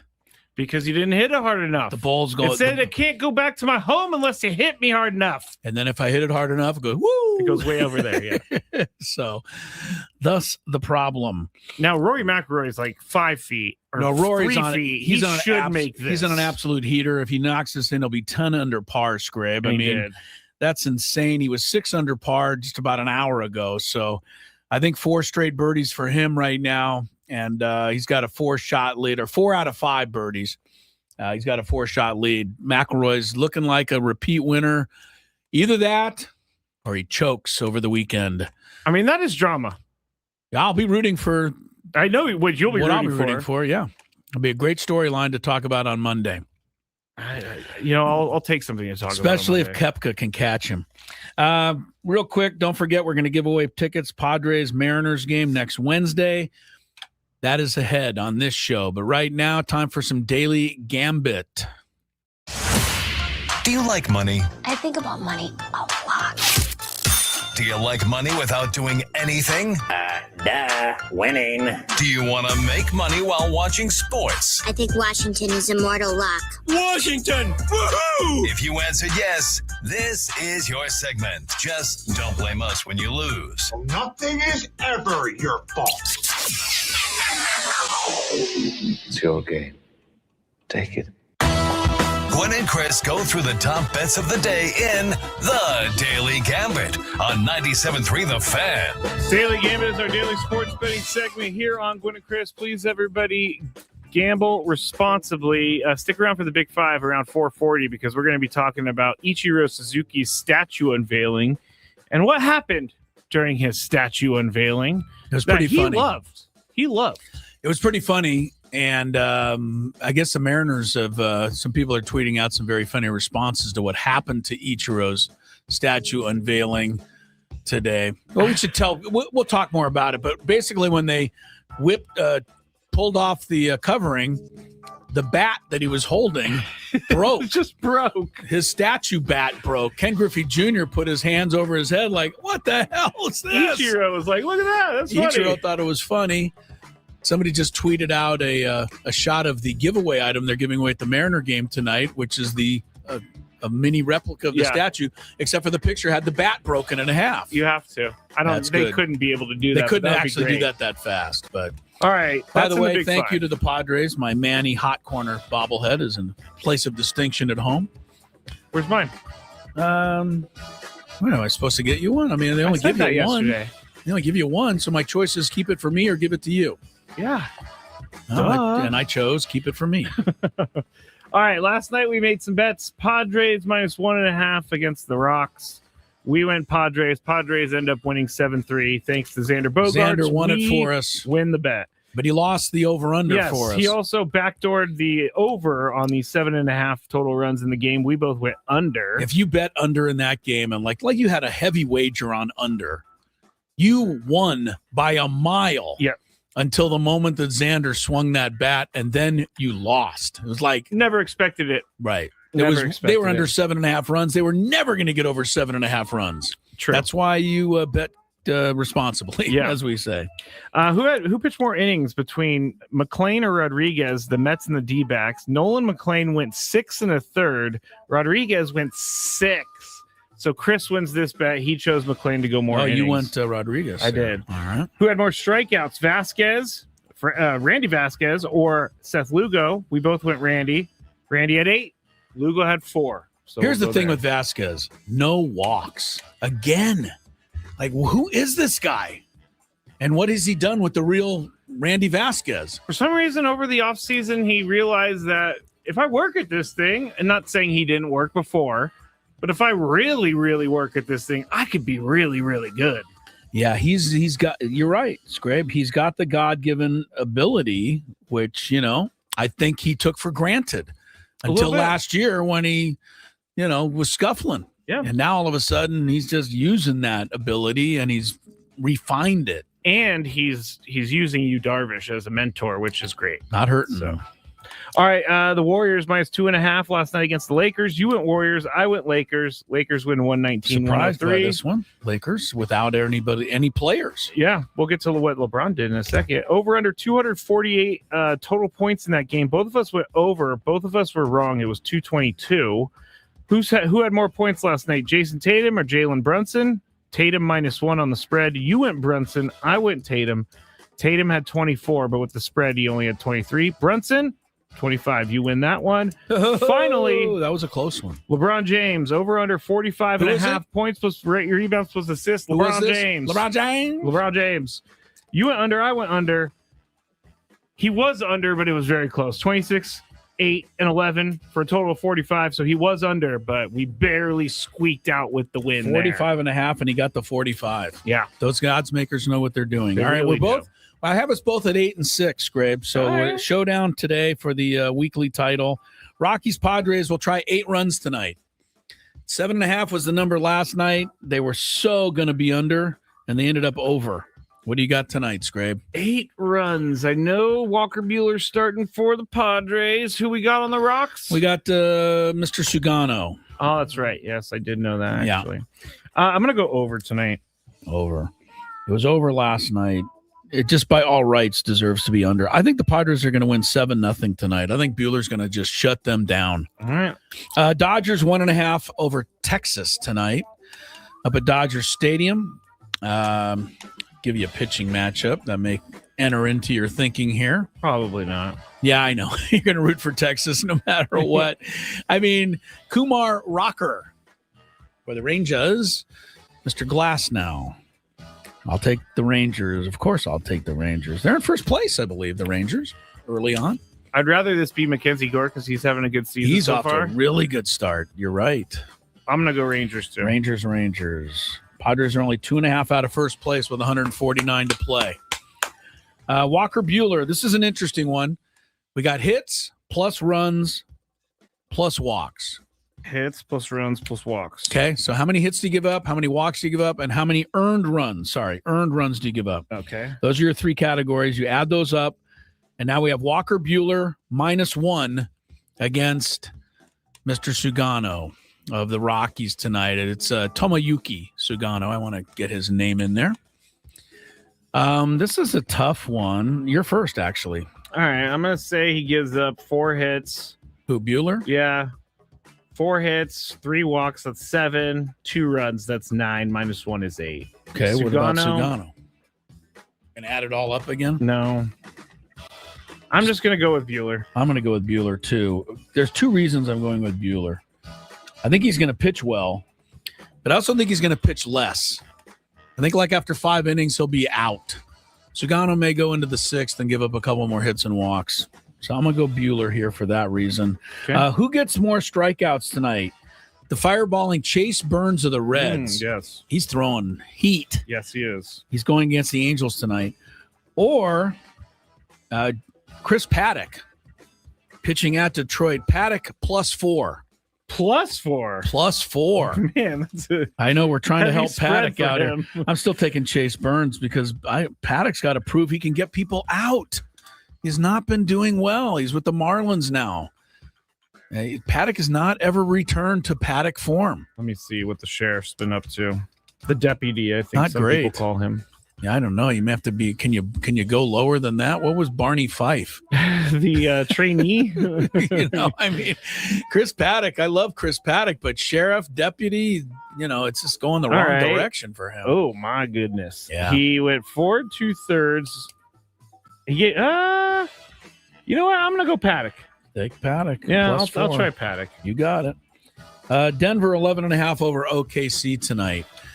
Now this is an NBA game, and you say to yourself, "How in the world can OKC be underdog by 11.5? They're the best team in the league." Because they're going to load manage everybody because they've already clinched their playoff spot. Duh. The NBA's got problems, man. Like 80% of their games are just not even on the up and up. You know, I know you say the fans don't like the NBA out there. I think they do, but they don't like what they're seeing now. And I think there's a lot of anger about the NBA, and I think we need to, bring it out so that, somehow the league gets the message. The league is... I don't think they're going to listen to us. Well, they better listen to somebody. They have to start listening to someone. I'll agree with that. I'm going to take Denver. I mean, you got OKC. No, I'll take OKC. They're still got pride. 11.5's a lot. Denver's won 10 in a row, by the way. I'll go Denver. One more, LaMelo Ball. Remember him? Yes, I do.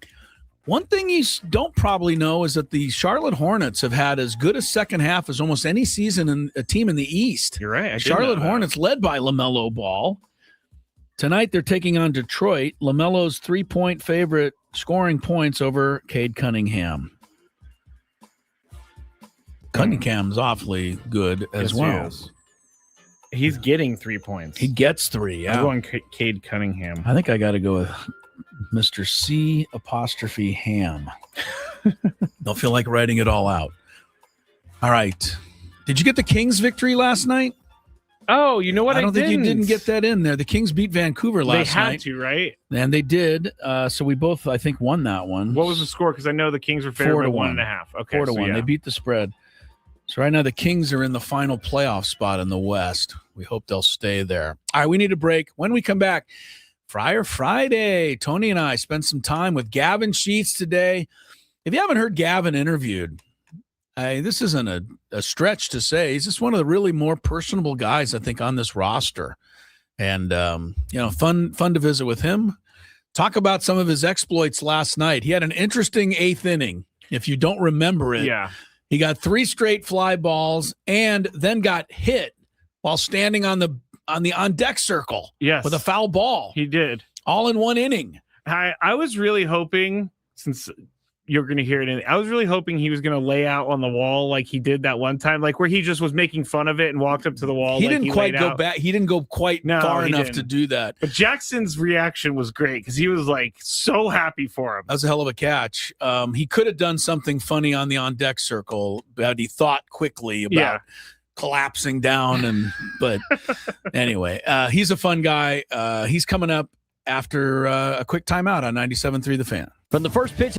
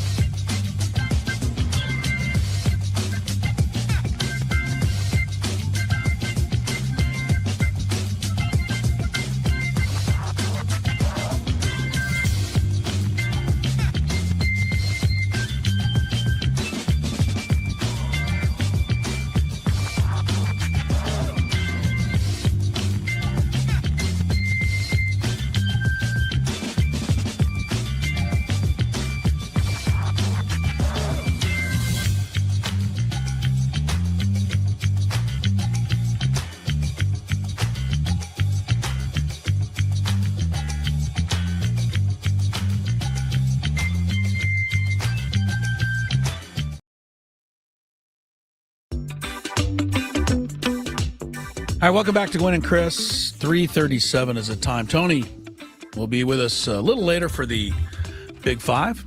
He's also coming up here in our visit with Gavin Sheets. Sat down with him a little earlier today. You'll hear that in our Friar Friday interview.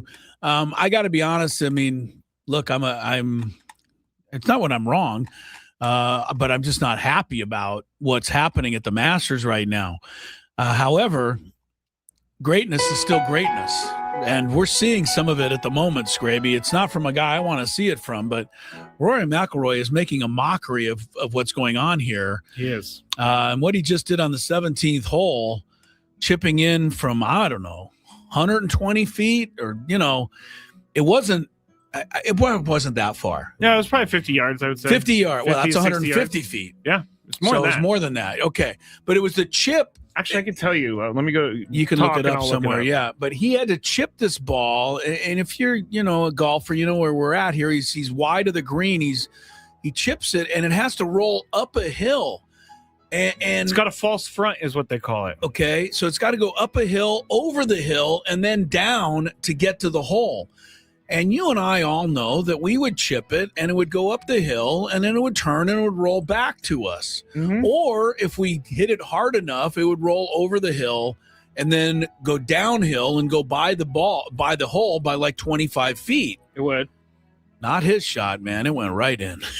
I don't know how he does it. It's almost like he hit a putt. It was like so easy for him. It was. He's birdied 5 of the last 6 holes right now, and he is just, like I said, he's making a mockery of it. He's 11 under par. The next closest is your guy, Patrick Reed, or not your guy, but you, Scraby. Patrick Reed and Sam Burns are 6 under, so they're 5 off the lead. If you're wondering about Scotty Scheffler, he's even par. I don't know that Scheffler will even see Rory McIlroy again this weekend. Yeah. But 11 under par, this is the Masters. You're not supposed, like Tiger once finished, 18 under par? I think that was the year he won it by 20 shots. Yeah, like you're Tiger-proofing. Right. You're not supposed to win the Masters with minus 19, 18. That's just not the way it's designed. McIlroy's going to go minus 20. If they're not careful. And so, look, I don't have to root for the guy. I can still appreciate when I'm seeing something ridiculous, and that's what I'm seeing right now, Scraby, is Rory McIlroy just going off. You want to know what really annoys me right now? As I went right to the PGA Tour website, because PGA Tour does really good job with shot tracking. Right. I forgot that the Masters doesn't allow the PGA Tour to do it. So you have to go to masters.com. We can't allow that. And then when I go to masters.com, they don't give me the length of the shot. They just show me the shot. So they didn't help me at all. It was, I think you're right, though, 50 yards. Yeah, something like that. Of course, they have all those rules at the Masters. You have to call people patrons. You can't call them fans. You have to say final round. Can't say the 4th round. I didn't know that one. You have to say bunker. You can't say sand trap. See, this stuff is cool, but it's pretentious. Like, I like when you go into Augusta, you're transported back in time. That's what they want, the feel of. But we're in 2026. We could call something a sand trap. I am told that the broadcasters are given a list of things that they are not allowed to say. Yes, they are. That is 100% true. Okay, well, those are some of the things and right there. I'm saying it's pretentious. I like the idea of it, but just because Augusta's doing it makes it pretentious. Agreed. Okay, good. Man, we're agreeing on a lot today. Yeah, so let's stop doing that. No, it's fine. I'm trying to read a couple more of these to you while I'm thinking of it, but I didn't have it memorized because some of them are silly. They say that the fan, you're not allowed to run. I did know that. No music. No weapons. Well, I think that's a good rule that a lot of people ought to adopt. Pretty standard. Pretty standard. No weapons. Although at the Masters, back in the day, down in in Georgia, there were probably a couple of old Southerners down there going, "Come on in." We got to bring it in. You know what? There, Kirk. Can you keep the shotgun at home? Why? Yeah, why? It's my right to bring it to Augusta. Bringing a rifle in just in case. Give me my pimento and cheese. What if somebody attacks me? I got to have my rifle handy. Well, Anyway, the Masters continues, and Rory McIlroy is making it his own. All right, let's check some traffic. Then let's go and have today's Friar Friday interview. You'll like it. It's with Gavin Sheets. From the 855 Get Ross Traffic Center. Injured? Demand justice. Demand Jurowitz. 855GetRoss.com. Here's Sue Allard. This traffic report is brought to you by the Caltrans Stormwater Program. Visit cleanwaterca.com. Still working on that car fire on the 94 westbound right at the 15. The right shoulder is blocked. And then someone broke down on 15 southbound right at the 8. It's blocking the carpool lane. And you have a crash south on the 805 at Palm Avenue. The right lane is blocked. Welcome to Trash Talk. Our guest, Chip Bag. What's up, Chip? Been on the road a lot. That's not where you belong. Right, because then litter gets in our waterways. Let's change this. Put me in the bin. That is where I belong.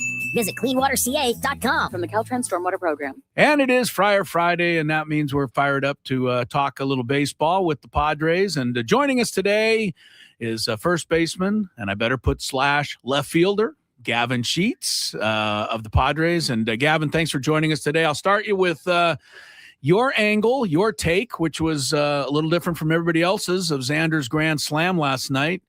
Standing getting a pretty good look at that thing sail out, huh? Yeah, that was awesome. I knew when they walked Jackson and Manny that with Xander up, I had a pretty good feeling the game was going to be over. So, obviously had the best angle in the house for that, and stayed inside of it and did more than enough in that situation for us. Gav, you guys got off to a little bit of a slow start at home. You guys hit the road, played some really good baseball.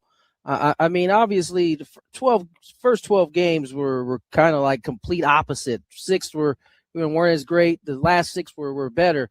Just talk about like kind of just riding the early portions of the season as you guys start to get into a groove a little bit. At what point do you start to kind of look at the at bats, how many you have, and say, all right, let's try to get into some rhythm here?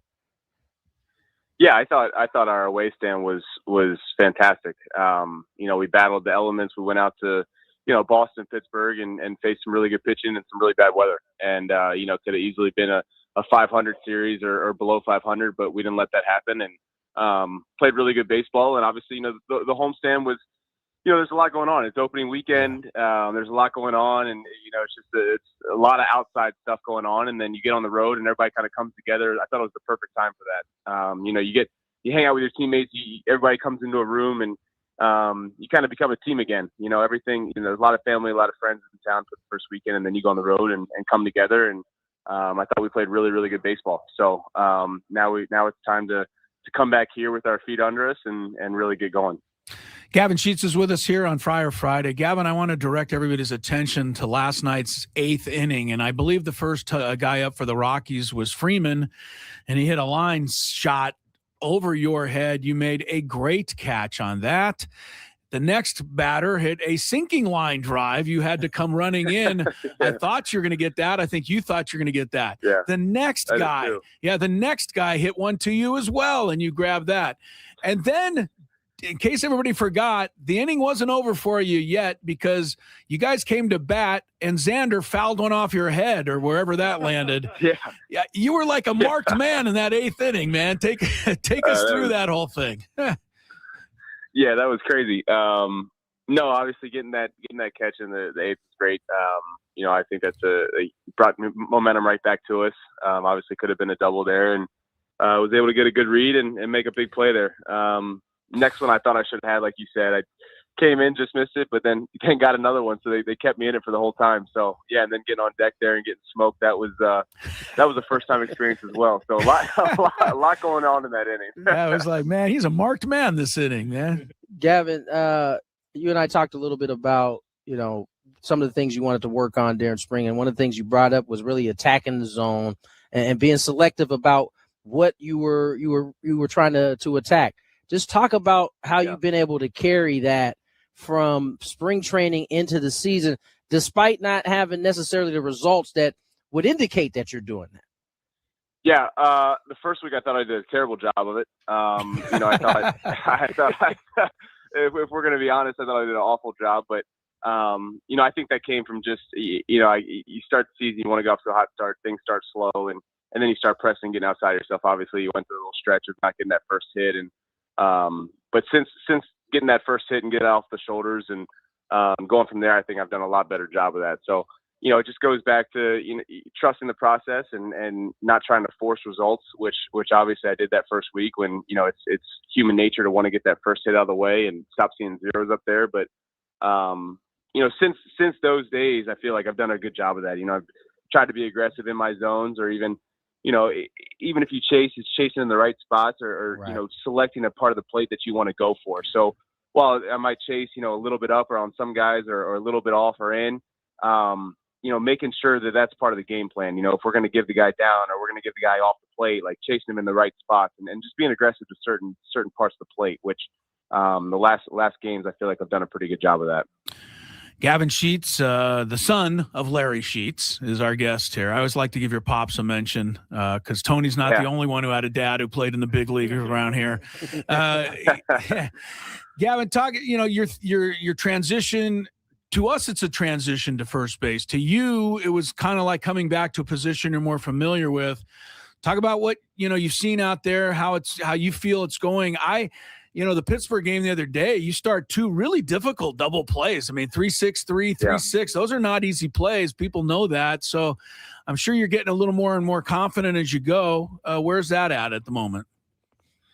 Yeah, like you said, just more and more confident. I think the biggest thing is just getting back into the infield and getting those first step reads off the bat. That's the stuff that you can't make up time for in the off season, and with the glove drills and all that stuff. So the glove feels great and all that stuff, but just getting back to those first reads, lefty hooking the ball down the line or going up the middle or stuff like that, and just getting your feet under you and reading the bat a little bit better through the zone, and just those split second reads. That's what continuing to work on and getting better at. But overall, I'm loving being back there, and especially sharing the right side with Cronin.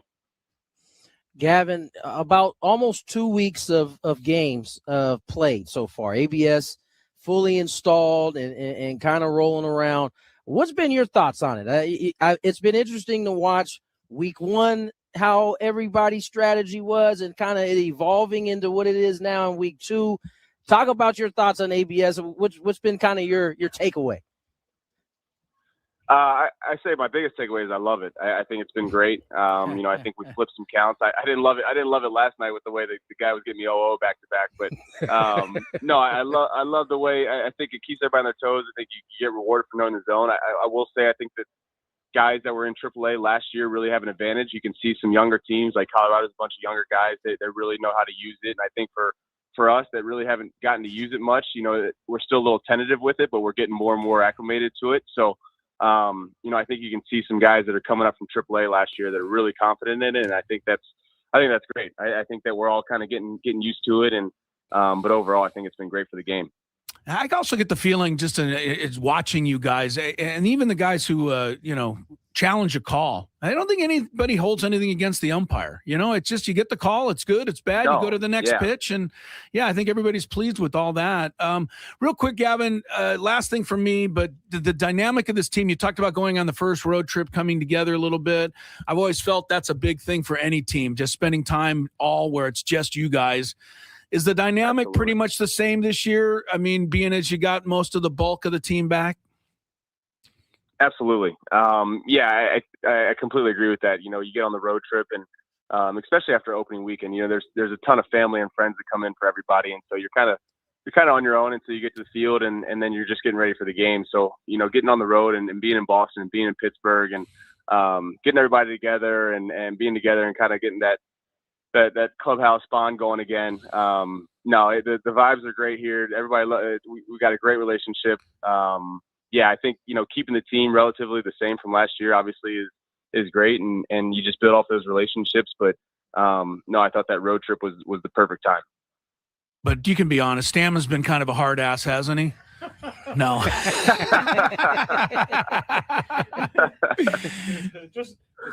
How's he doing? Good. I'm sure, right? So far, so we're good. He's a great. Yes. All right. Hey, Gavin, thanks a lot, man. Appreciate the time. We'll see you at the ballpark. Congrats on a nice win last night, and we'll see you soon. Thanks, Gav. Appreciate it, guys.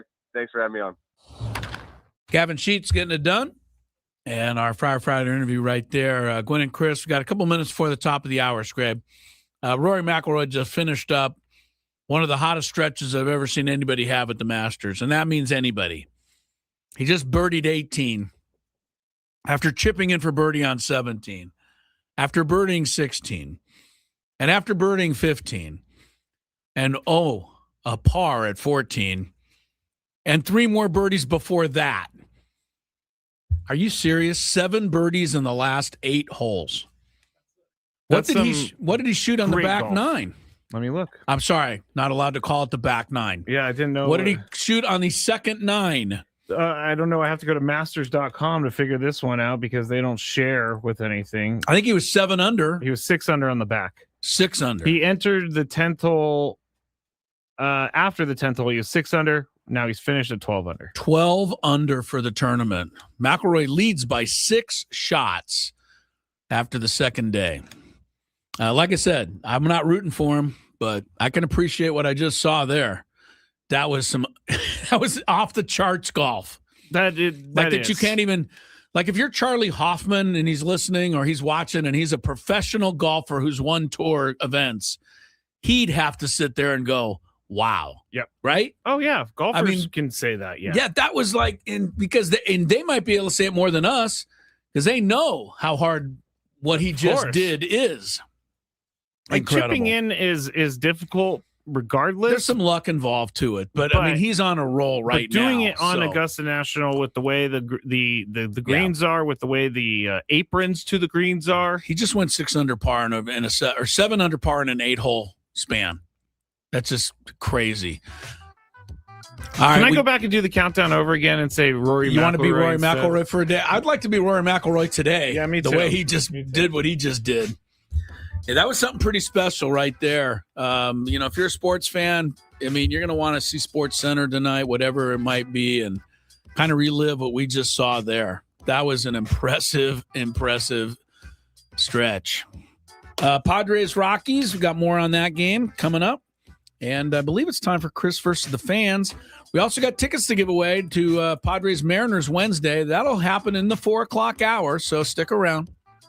And thanks for the moment last year when you recognized that, was it San Francisco that was maybe sneaking a sign and you whipped the guy and, man, you came off the mound. We all felt that, man. All of us felt that. I got to be better at my tipping, though. Hats off to them if they have it. They're doing their homework. It's part of the game, but I was happy I could get the upper hand in that moment. Sometimes we love that. Sometimes it doesn't turn out to be that great. You don't always get the hammer, and when you get it, you got to use it. You got to use it. Yeah. Nick Pavetta joins us here, coming off a terrific 2025 season. Nick, I know Stam has not announced anything, and I know you guys are going to go take the ball however it goes. Mm-hmm. Is there do you care at all? Is it special to be the opening day starter? I think it's a special thing, and I think it's a great thing. There's a lot of great pitchers that have gotten to start the opening day, and I think it's very important. It's something to be, yes, it is important, but at the end of the year or at the end of the day, what the most important thing is what's going on at the end of the year, and that we're in playoffs, that everybody's together is coming together as a group, and everybody's achieving the same goal. I think it's not, yes, it's an awesome thing, but I think the group coming together and achieving goals that we want at the end of the year is the most important thing. Talk about Game 7 of the World Series, no, day one starter, that's what I want to be. Yes, of course. Those are special things, but yes, of course, it's an honor if that happens, but if not, I still put my head down and look forward to pitch whatever game against whoever. It doesn't really matter.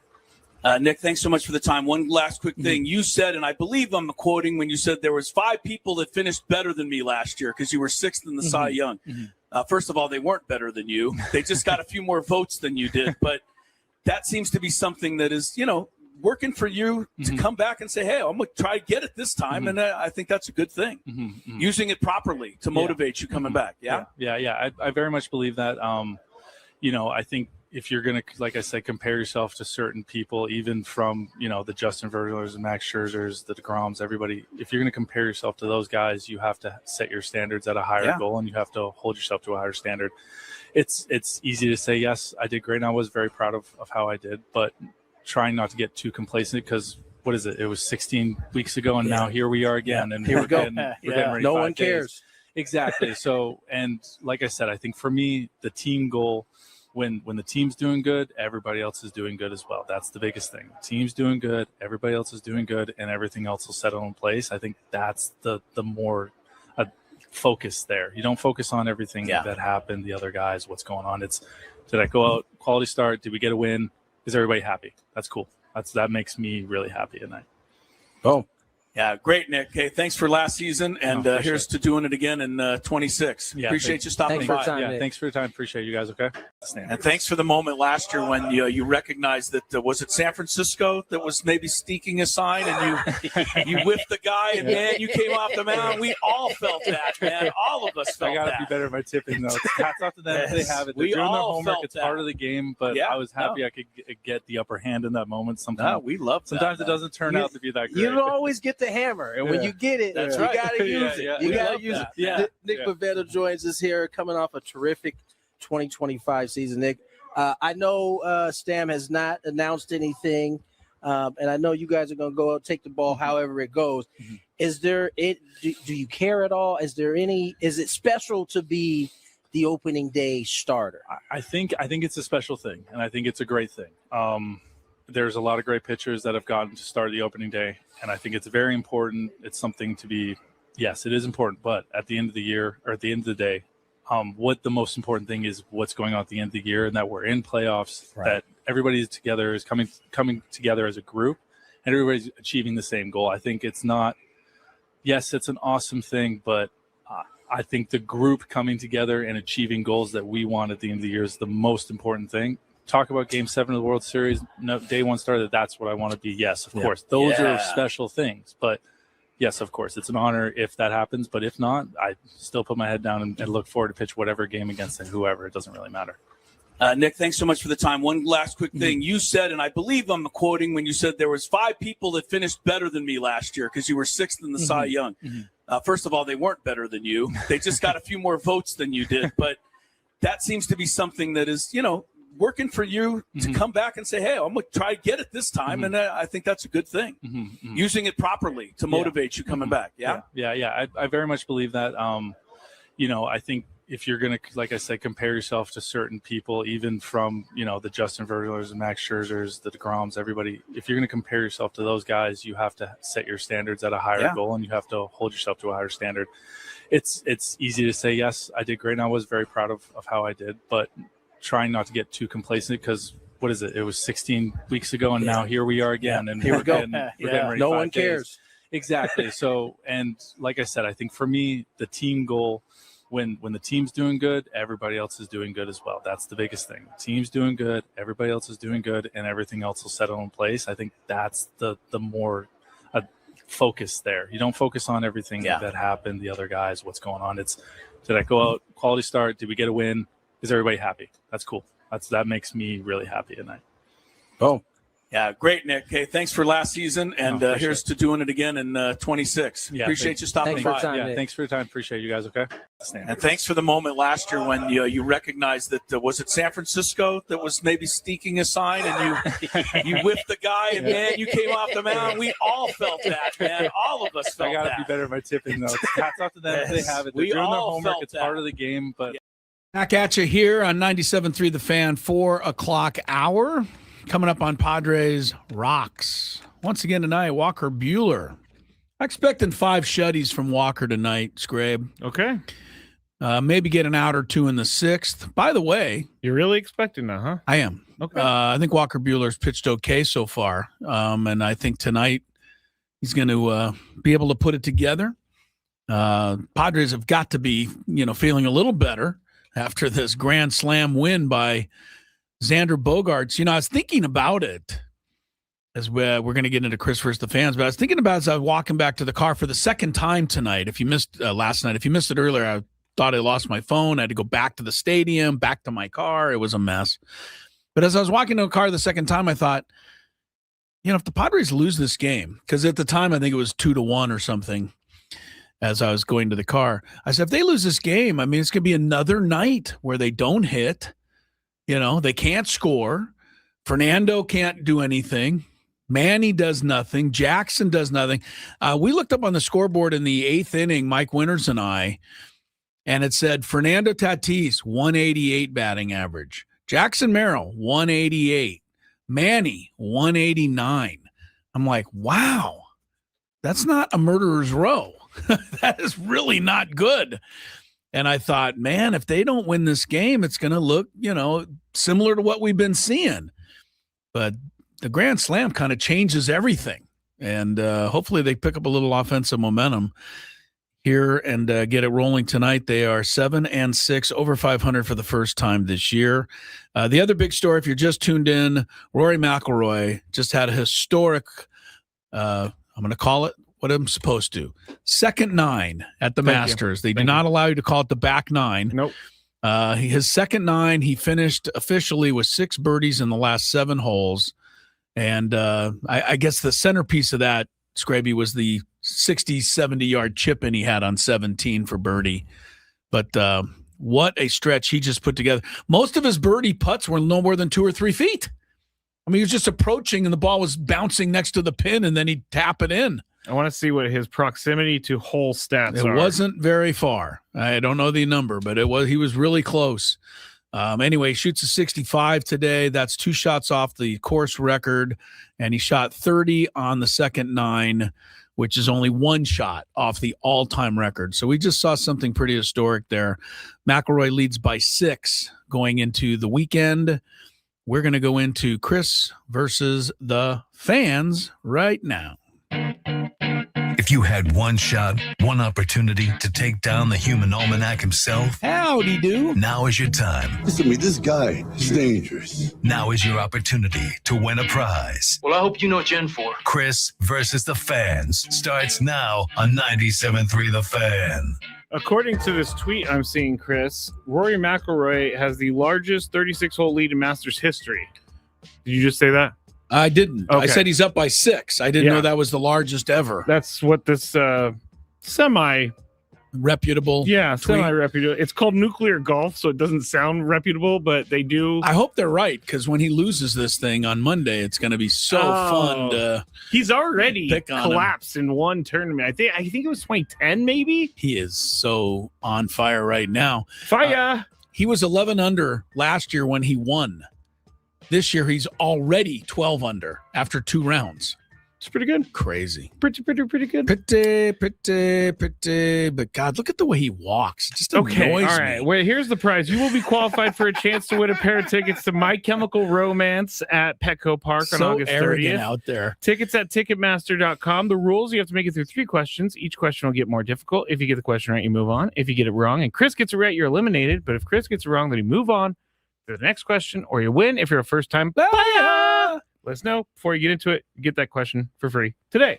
All right. All right, let's go to our first contestant, the longest holding person, Jason. Hello, Jason. How you guys doing? Pretty good. Pretty good. Not great, really, Jason. I mean, I just watched my least favorite athlete in the world dominate the Masters. So, excludes you. Yeah, I'm kind of down and out, but okay. No, I'm all right. I'm joking. Are you ready to play, Jason? Here we go. Yeah, let's do it. Yeah, he's ready. Enough of this rigmarole. Yeah. What color jacket is the Masters winner's jacket? Oh, brother. What is green? What is green? Very good. I like the phrasing in a question, like Jeopardy. What is green? Gold jacket, green jacket. Who gives a bleep? Do you know what that's from, Chris? Sounds like Happy Gilmore type thing. It was Happy Gilmore. Okay. Let's see here. What state is Luis Campusano from? In Mexico? No, he's from the United States, Chris. Sorry. I'm going to go with Wisconsin. Wisconsin? He's from Wisconsin. That would be fun. That'd be crazy. All right. Well, I'm obviously guessing since I thought Luis Campusano wasn't even from the United States. So he's from the U.S. Yeah, I really am from the U.S. I'm totally taking a wild guess here. Wisconsin's out. Only 48 more to go. Doesn't look Hawaiian. I don't have time to go through every state here. Does he look North Dakotan? No, he doesn't look anywhere in the north. What about South Dakota? It's still north, South Dakota. Give me an answer. I don't have a good one here. Texas. Yeah. He is from the great state of Georgia. Georgia? Yeah. Really? Luis Campusano. Right. Yes, he is. All right. You are on to the third and final question, Jason. Here we go, Name the top 3 golfers in regards to Masters wins, and it's not in order. So the 3 golfers who have won the most Masters, name them. Okay. And it doesn't have to be in order. No order. Tiger Woods, Jack Nicklaus, and Ernie Els. Ernie Els. Stay there, Jason. I don't. I know this is one of those weird things. We just went through this because I've been looking at golf all day. I don't think Tiger is going to be one of these. I think it's. Well, I know Jack. I think he won 6, so I'm gonna go Jack. I'm gonna go. Well, wait a minute. No, Mickelson. No. Now I'm stupid. Ben Hogan's and Arnold Palmer. I've lost it. I don't know. So you said Hogan, Nicklaus, and Palmer. Yeah, I'm leaving Tiger out. Jason, you are the winner. Stay right there. Was Tiger in there? Yes, he was. He is? Yeah. Oh, man. It's Jack Nicklaus, Tiger Woods, and Arnold Palmer. Oh, Arnie. Yeah, Arnie's Army. Arnie's Army. They're the ones that have won the most Masters, huh? Apparently What is so. it, 3, 4? I think Jack won. Because Mickelson was in there. Yeah, Jack he only won 6. I think, did Phil only win 2? I don't know. I'm just, I don't have it in front of me.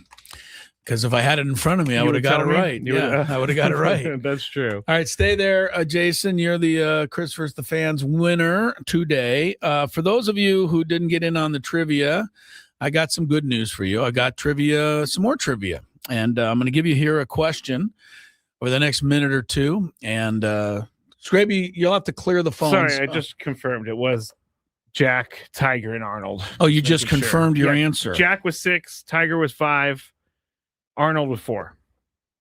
And Arnold. Jimmy Demerit is number 3. Oh, well, Jimmy D. Yes, anyway. That's back in the day. Yes, it is. All right, Jason, hang on the phone. The rest of you, Scraby, you're going to clear the phones because we're going to do our trivia. And we're going to give you a chance to win a pair of tickets to the Padres-Mariners game next Wednesday, April 15th. And you'll be able to layer up for cool coastal nights because the Padres are giving away next Wednesday night the Padre Puffer Vest presented by State Farm. It's limited to the first 40,000 fans in attendance, so make sure you get there as early as you can next Wednesday. Don't want you to miss out on this versatile game day piece. It's one you'll be wearing beyond the ballpark. Padres Puffer Vest next Wednesday. 2 tickets to give away to that game right now. Padres Rockies, so I'll give you a little Rockies trivia here. See how you handle this one. The Colorado Rockies in their history have not exactly led the league in having pitchers make the All-Star game. One of the few who has made it is German Marquez. He did make the All-Star game as a Rocky, but he only made one. The question today for the Padre tickets, who is the only Rockies pitcher in franchise history to be named to more than one All-Star team? The only Rockies pitcher in history to be named to more than one All-Star team. I can't wait to guess off the air. First person with the correct answer at 833-288-0973 will go see the Padres and the Mariners next Wednesday. Good luck to all of you. And Scraby probably, I bet he's going to erase the phones again because he's just like that, and I don't blame him. Watch, Chris. Watch this. Well, can you do it without, and you can keep Jason? Oh, yeah, good. I can keep Jason. I don't want to lose Jason. No. But the question still hasn't technically right. The question hasn't even gone yet. out over the air yet, so you got to hang up the phone. These people call in too soon. You got to know the question. You know what? One of the biggest things that bothers me is when I go 97.3. Do you know the answer? And they go, "What was the question?" Yeah, because they didn't even hear the question. Anyway, those tickets are coming up for grabs. And while I have a second, I'm going to remind you to listen to the show on the Odyssey app. If you do that, we're giving you and a guest a chance to go away with Weezer on their tour, the Gathering Tour. Weezer get hooked up with flights, 2-night hotel stay, pair of tickets to see them perform, plus a meet and greet with the band and a signed set list. That's a whole big bunch of stuff. It's thanks to Live Nation and Crush Music. All you have to do to enter that contest is go to the Odyssey app, download, and listen for at least an hour every day to your favorite Odyssey station. That would be us, 97.3 The Fan. And every time you listen for an hour, you get an entry automatically into this contest. Good luck to you. I'm going to see Weezer. One last thing. Thank you. I saw the ratings came out for the afternoon show. Adam Klugen for me. You and me and Tony are at the tip top of the list. What? I wasn't notified. This is you're great being news. notified now. Thank you. Thank you. Thank all everybody who's listening. We love doing this show. We would do it probably if no one listened. As a matter of fact, I usually think no one's listening, but evidently somebody is out there. So we really, really appreciate you and Yes, we do. appreciate that. Yes, we do. And Thank you. In exchange for appreciation, we're going to give you a check of traffic. Oh, nice. From the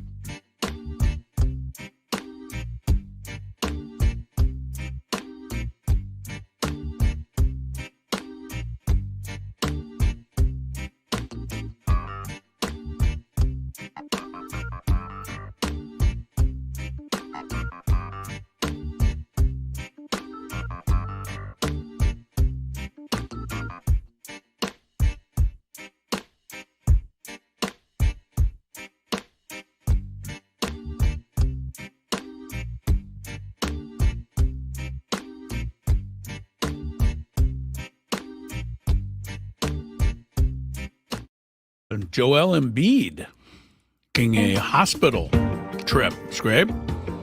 I like Joel. Sometimes. Yeah. He's a really good player. Then there's times he bugs me. He's a really good player, but he's hurt all the time. Well, this isn't hurt. He had the emergency surgery for the old appendectomy or whatever, appendicitis. Yes. Knock on wood, ever nearby. I've not had this. Me neither. But I heard it doesn't feel great. Anybody had one out there? Appendicitis, and you have to be rushed. You got to be rushed in, right? Yeah, apparently it's like so. emergency stuff.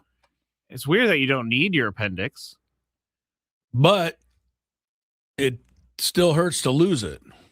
I heard it hurts a lot when it bursts or whatever it does when it ruptures. There's another thing that has not yet ever happened to me that I've heard hurts almost more, maybe does hurt more. Kidney stones? Yeah. I've heard that too. And you know what something that leads to kidney stones apparently? A lot of diet soda. Yep. And so, I'm knocking because I don't ever want to get one of those. Those sound bad. No, I had a friend who had a kidney stone, and it's funny that you said that because we were both thinking the same thing. Because he said he would rather die than go through that. Yeah, it sounds a little much. It's dramatic, but he said it was so painful. Yeah, no, I've heard exactly that. All right, congrats to Brandon out there. He got the answer to the trivia question. This actually was not a gimme. Baldo Jimenez got a few guesses. That was my guess. Unfortunately, Randy Johnson got a guess. He was never anywhere near being a pitcher for the Rockies, but we appreciate the try.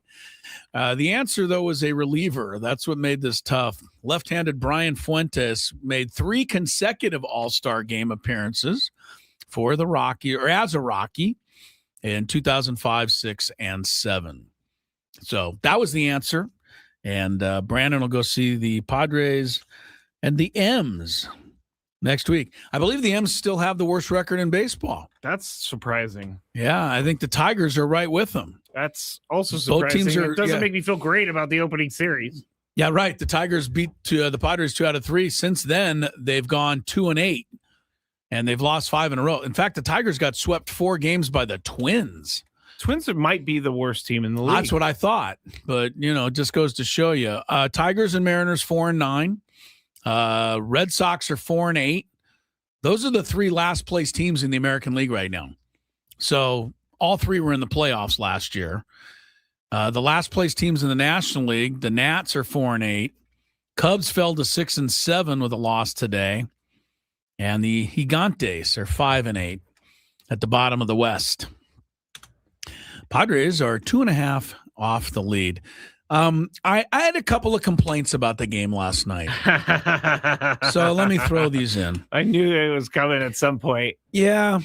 I mean, it's kind of my nature, I guess. But I also don't think I'm looking for stuff. Like, I don't go to the game saying, I want to complain about something I see tonight. No, they've had some moments this year where you're like, what are you doing? Well, there was a couple of things that happened last night that, I still you win the game on a grand slam, and we've celebrated that all day and talked about how great it was. But to me, that doesn't cover up everything that happened in the game. No. And I still think, there's some things that are concerning to me. By the way, for the 13th consecutive game, almost impossible, the Padres leadoff hitter of the game did not reach base. I almost expect the leadoff hitter not to reach base at this point. I'm sorry to say. Can they make it the whole season? I mean, like, just never have their first batter of the game reach base? I don't think they can do that. I don't think they can, but that would be crazy. It would be crazy. Yeah, 13 times Cronenworth popped out to second base last night.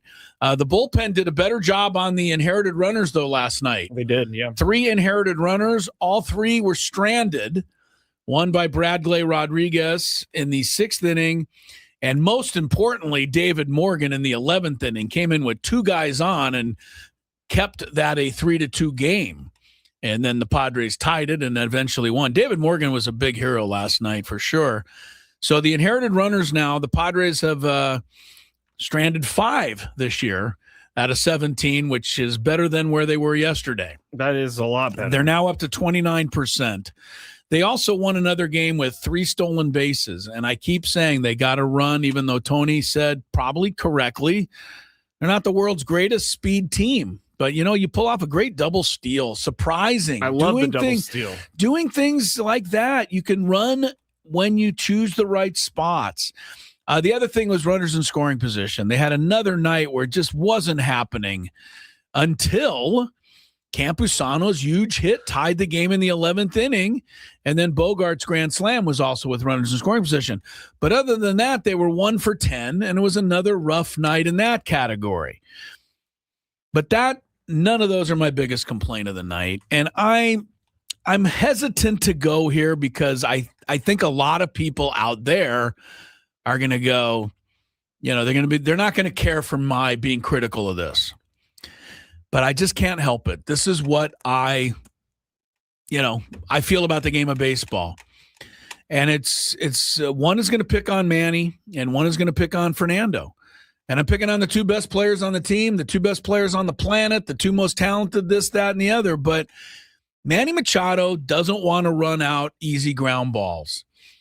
And if you don't mind that, okay. It's not the end of the world to me either. But last night he had a simple ground ball to second base. He jogged to first. Well, guess what? The throw was low. It bounced. It got away. The first baseman had to go over and pick it up. Manny then realized, whoa, I got a chance, and scooted, and he barely made it. But he very well could have been out. That is just something I can't handle. And I know that people say, hey, what do you want him to do? Run hard and, break his, strain his hammy like he did? Or it's a long season and we got to reserve. I don't know. I don't think I'm out of my right to ask a professional $30 million a year athlete to run as hard as they can 4 times. I think it's actually like 35 million. Yeah. Okay. But so if I you was furthering your point, is what if you think I'm out of line for criticizing Manny, because he's Manny Machado, but I can't see that stuff. Here's something that Tyler, he should have been out just for not running, but he was lucky that it bounced far enough away and he was safe. Here's something that I've heard you say before that Tyler's saying right now. Well, he was safe, so what? I know. Because you're not always going to be. I get it.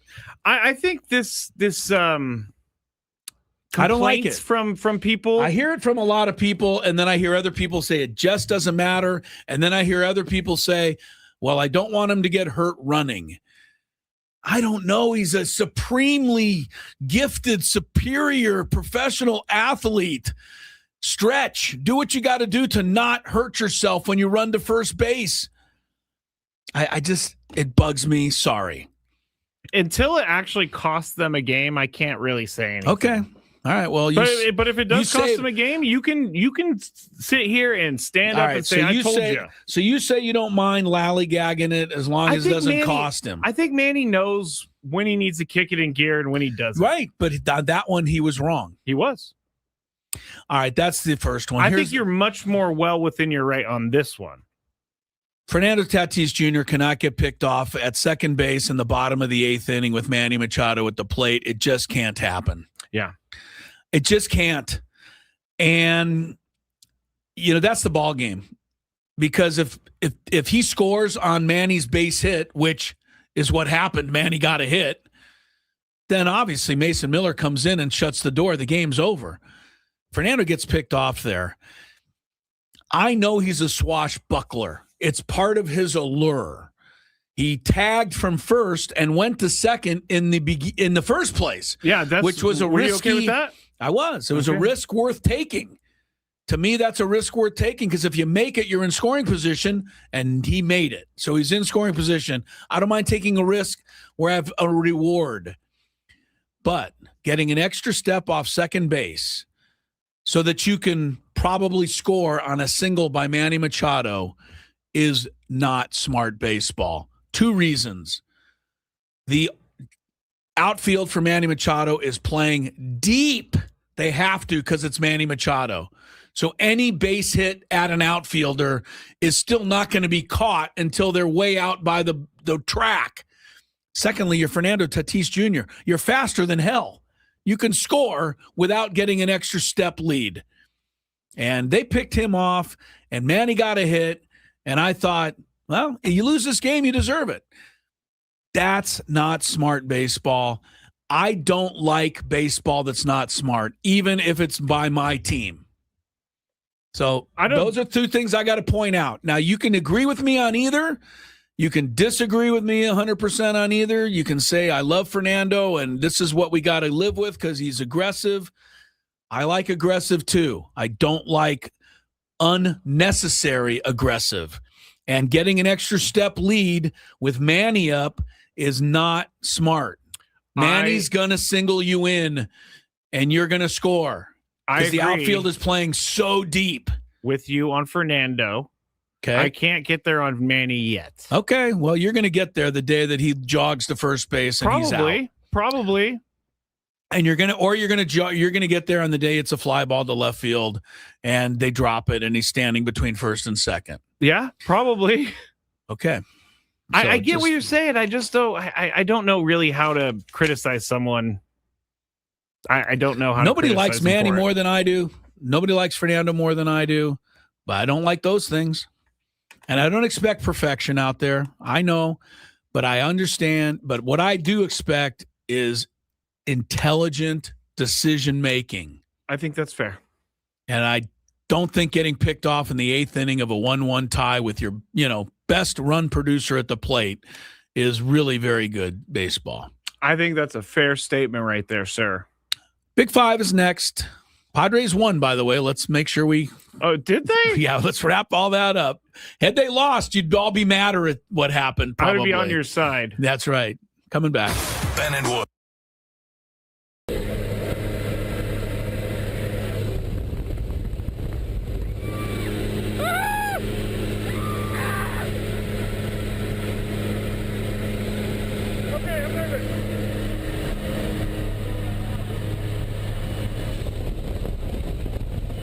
Stay low. Hands on the heart. Stay low.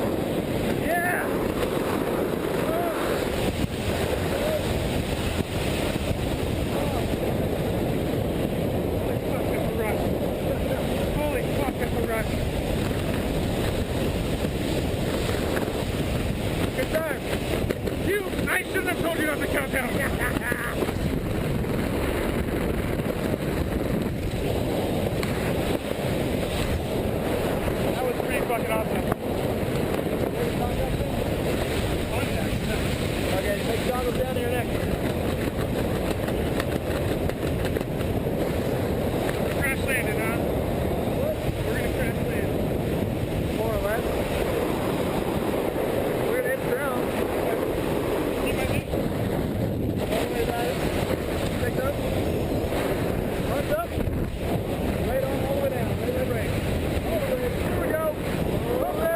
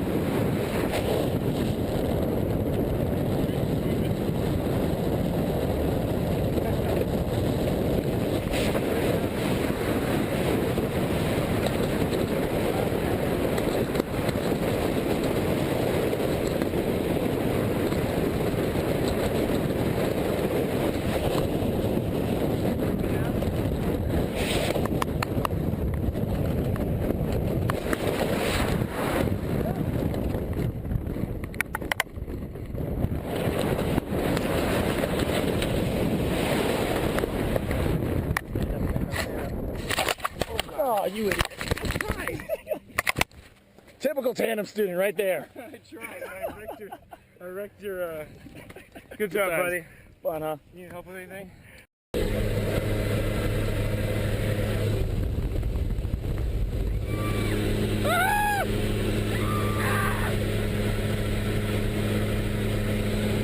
Okay, I'm moving.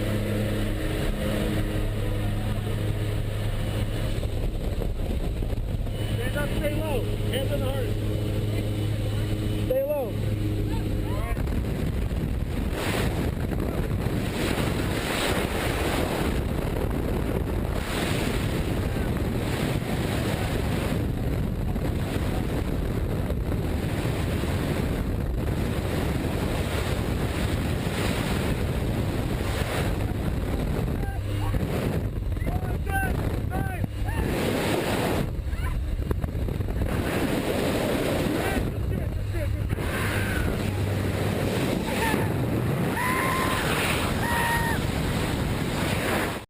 All right, welcome back to Gwynn and Chris.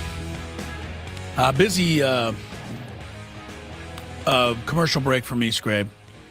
I don't know if you saw the phone ring. I got a call from the Padres. They said if I say anything more negative about Manny Machado or Fernando, they're going to withhold my paycheck this week. Good. They received my message. You know, the one that they give me each week to say nice things about the team. Yeah, I told them that you were in void of your contract. I'm in void of my shield contract. This is good. This is good. I know that my line of communication's open. There's honestly people who listen to the shows, not just this show, but all of our shows, who think that all of us are paid by the Padres to only say nice things. I wouldn't be wearing the same sweatshirt every day if I was paid by the Padres. We'd have a lot of money because we say a lot of nice things. We do. But we believe them. I'm not going to say nice things when you get picked off second as the winning run in the 8th inning like that. That's fair. Let's get some traffic, and then Tony and I'll kick around all of Scraby's Big Five topics. From the 855 Get Ross Traffic Center. Injured? Demand justice. Demand Jurowitz. 855GetRoss.com. Here's Sue Aller. This traffic report is brought to you by San Diego law firm fighting for your sexual harassment rights at SDLF.com. Jam-packed on the 805 southbound at Imperial Avenue, all because of a flipped-over car. It takes out the left lane, but northbound, you got the shoulder blocked with first responders. You spoke up and suddenly your schedule changed, your hours got cut, or the pressure got worse. That's not okay. San Diego law firm will help you fight against sexual harassment. Contact them at SDLF.com. That's SDLF.com. I'm Sue Aller with Gwynn and Chris, San Diego's #1 sports station, 97.3 The Fan. It's that time of the show when we check on the latest in sports. Only the most important topics and questions are brought to light. Stop what you're doing and listen. These news stories will astound and amaze you. The one, the only. Oh my God, who the hell cares? The Big Five starts now on 97.3 The Fan. All right. We have no time to waste. Let's get into it. And I think it's only fair that we talk about Xander Bogaerts to start the Big Five today because of the grand salami last night to walk it off. And I will ask this question. And I'll ask Tony first on this one. When Bogey is right at the plate, what is he doing well? When Bogey is right at the plate, what is he doing well? I think he stays on his backside better. I think his pitch selection in the zone is better, not chasing nearly as much. I think Bogey has a tendency to get out on his front side. But I think he does when he's right. He just kind of gets to the position so gracefully, if you will, and because the ball flies off his bat when he's in good position to hit. Doesn't mean he can't get hits the other way because he does, but when he's at his best, I think that's what he does most of the time. Chris, when Bogey is right at the plate, what is he doing well? He's wearing his Boston Red Sox jersey very comfortably, and it fits him well. Underneath the Padres jersey? I couldn't come up with another answer different than Tony's, so I thought I'd kind of be a smart ass. I liked it. But, I mean, he certainly, you look at his career, hit better with Boston. But I mean, I'm not a hitting coach, so I mean, it's a tough one for me. But I mean, I think what Tony's right. Most hitters, they're selecting good pitches to hit, and they're letting the ball travel, as Tony likes to say. Not getting on their front foot, and using the whole field. That was fantastic. We've talked about it all day today, but that was a great moment. That's the first big moment to kick off the year, and I think that's a great, something that every team needs to kind of feel like they've jump-started their season. So. I'm glad it was him because he's taken way too much heat around here for the last few years. Not of his doing 100%. More of the reason that he's taken the heat he's taken is because of the contract he was signed to. He didn't make up the contract. That's the contract they gave him, and that's what people give him crap for. But I like to see him do well. He's been nothing but a class guy here for the Padres, and let's not forget, we shouldn't forget about people who are good to deal with and good to be around. They're in shorter supply in this day and age in professional sports. Shorter supply, I like that. Very well said, my friend. Thank you. My favorite part of the Grand Slam was Jackson admiring it from second base as it was flying over his head. That was great. I think a lot of people got a bit of a wrenched neck on that one. That one was way up there in the air. That was hammered. Yeah. All right. Milwaukee Bucks coach Doc Rivers added fuel to the fire of the feud between ESPN's reporter Shams Charania and Bucks fans. He made an appearance, Doc Rivers, on the Run It Back NBA show on FanDuel Sports Network. And when asked about his relationship with Giannis, he said this.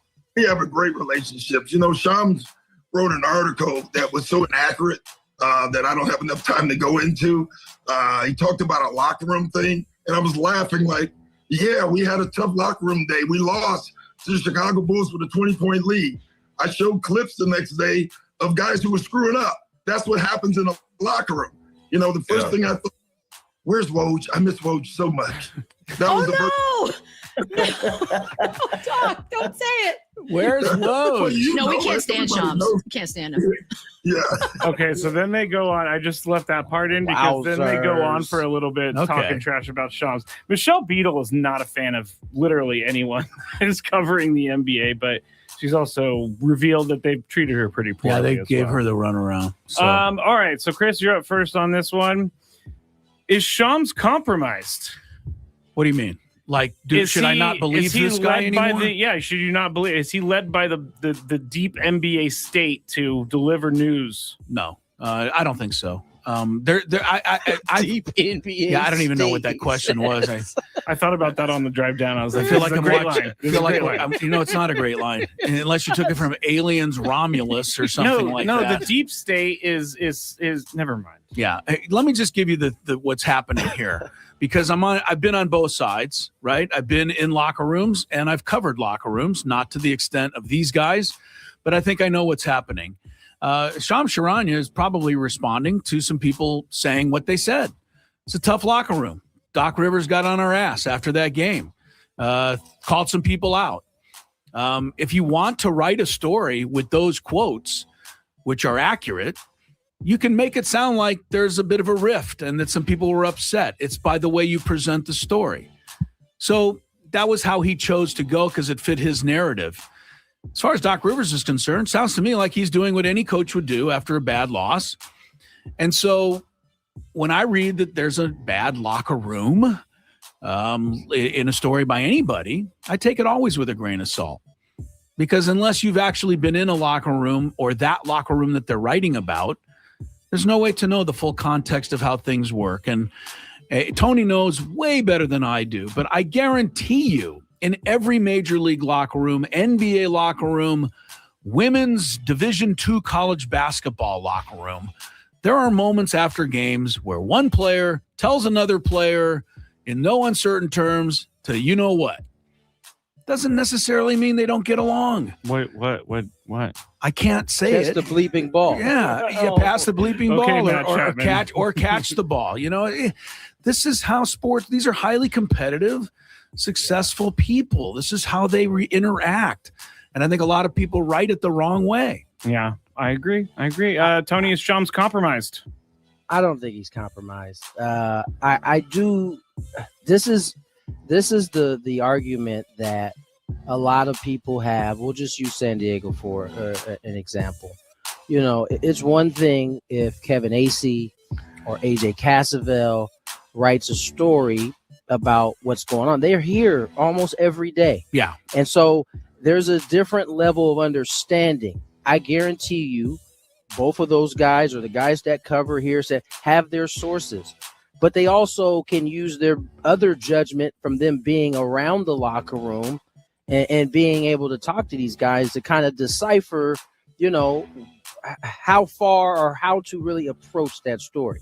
When you're a national guy who has a ton of sources but isn't there every day, you are reliant on the source and no personal kind of experience judgment, experience with a locker room. And so I don't think Shams probably reported anything inaccurate. The tone in which he set may have been inaccurate.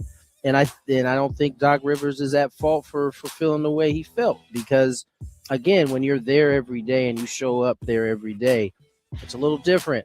And you might be able to swallow a little bit of what's being said about you if it's negative, if you know that person is around all the time versus just kind of poking their head in every once in a while and then boom, hitting you with one making of a judgment. Like if Sam Levitt says something, it's going to be well received. If Ken Rosenthal says something, it's not. That's an exact example. Or with the whole with Ken Rosenthal, exactly. That's a great example of two guys could say very similar things, but one may, I don't want to say embellish, but may angle it in a way that comes off different than the other, and that's solely based on them not having any experience being around that team. So there's one other thing to add to what Tony's saying that needs to be pointed out, just so everybody gets this. Kevin Acee, AJ Cassavell, Dennis Lynn, those kind of people, when they do say something critical, they also know that they have to see those same people the next day. Right. Shams Keeps you in Charania check a little bit. Keeps you in check, or at least it makes you be legit. Yeah. It makes you more legit. If you are a national writer coming in, seeing one game, one clubhouse, you can write something critical of Manny Machado. You may not see him for another 6 months. Mm-hmm. There's a big difference there. So it's something we all have to keep in mind when we're reading these stories. They're not wrong, but let's not always fall for everything hook, line, and sinker either. There are different ways of going about it.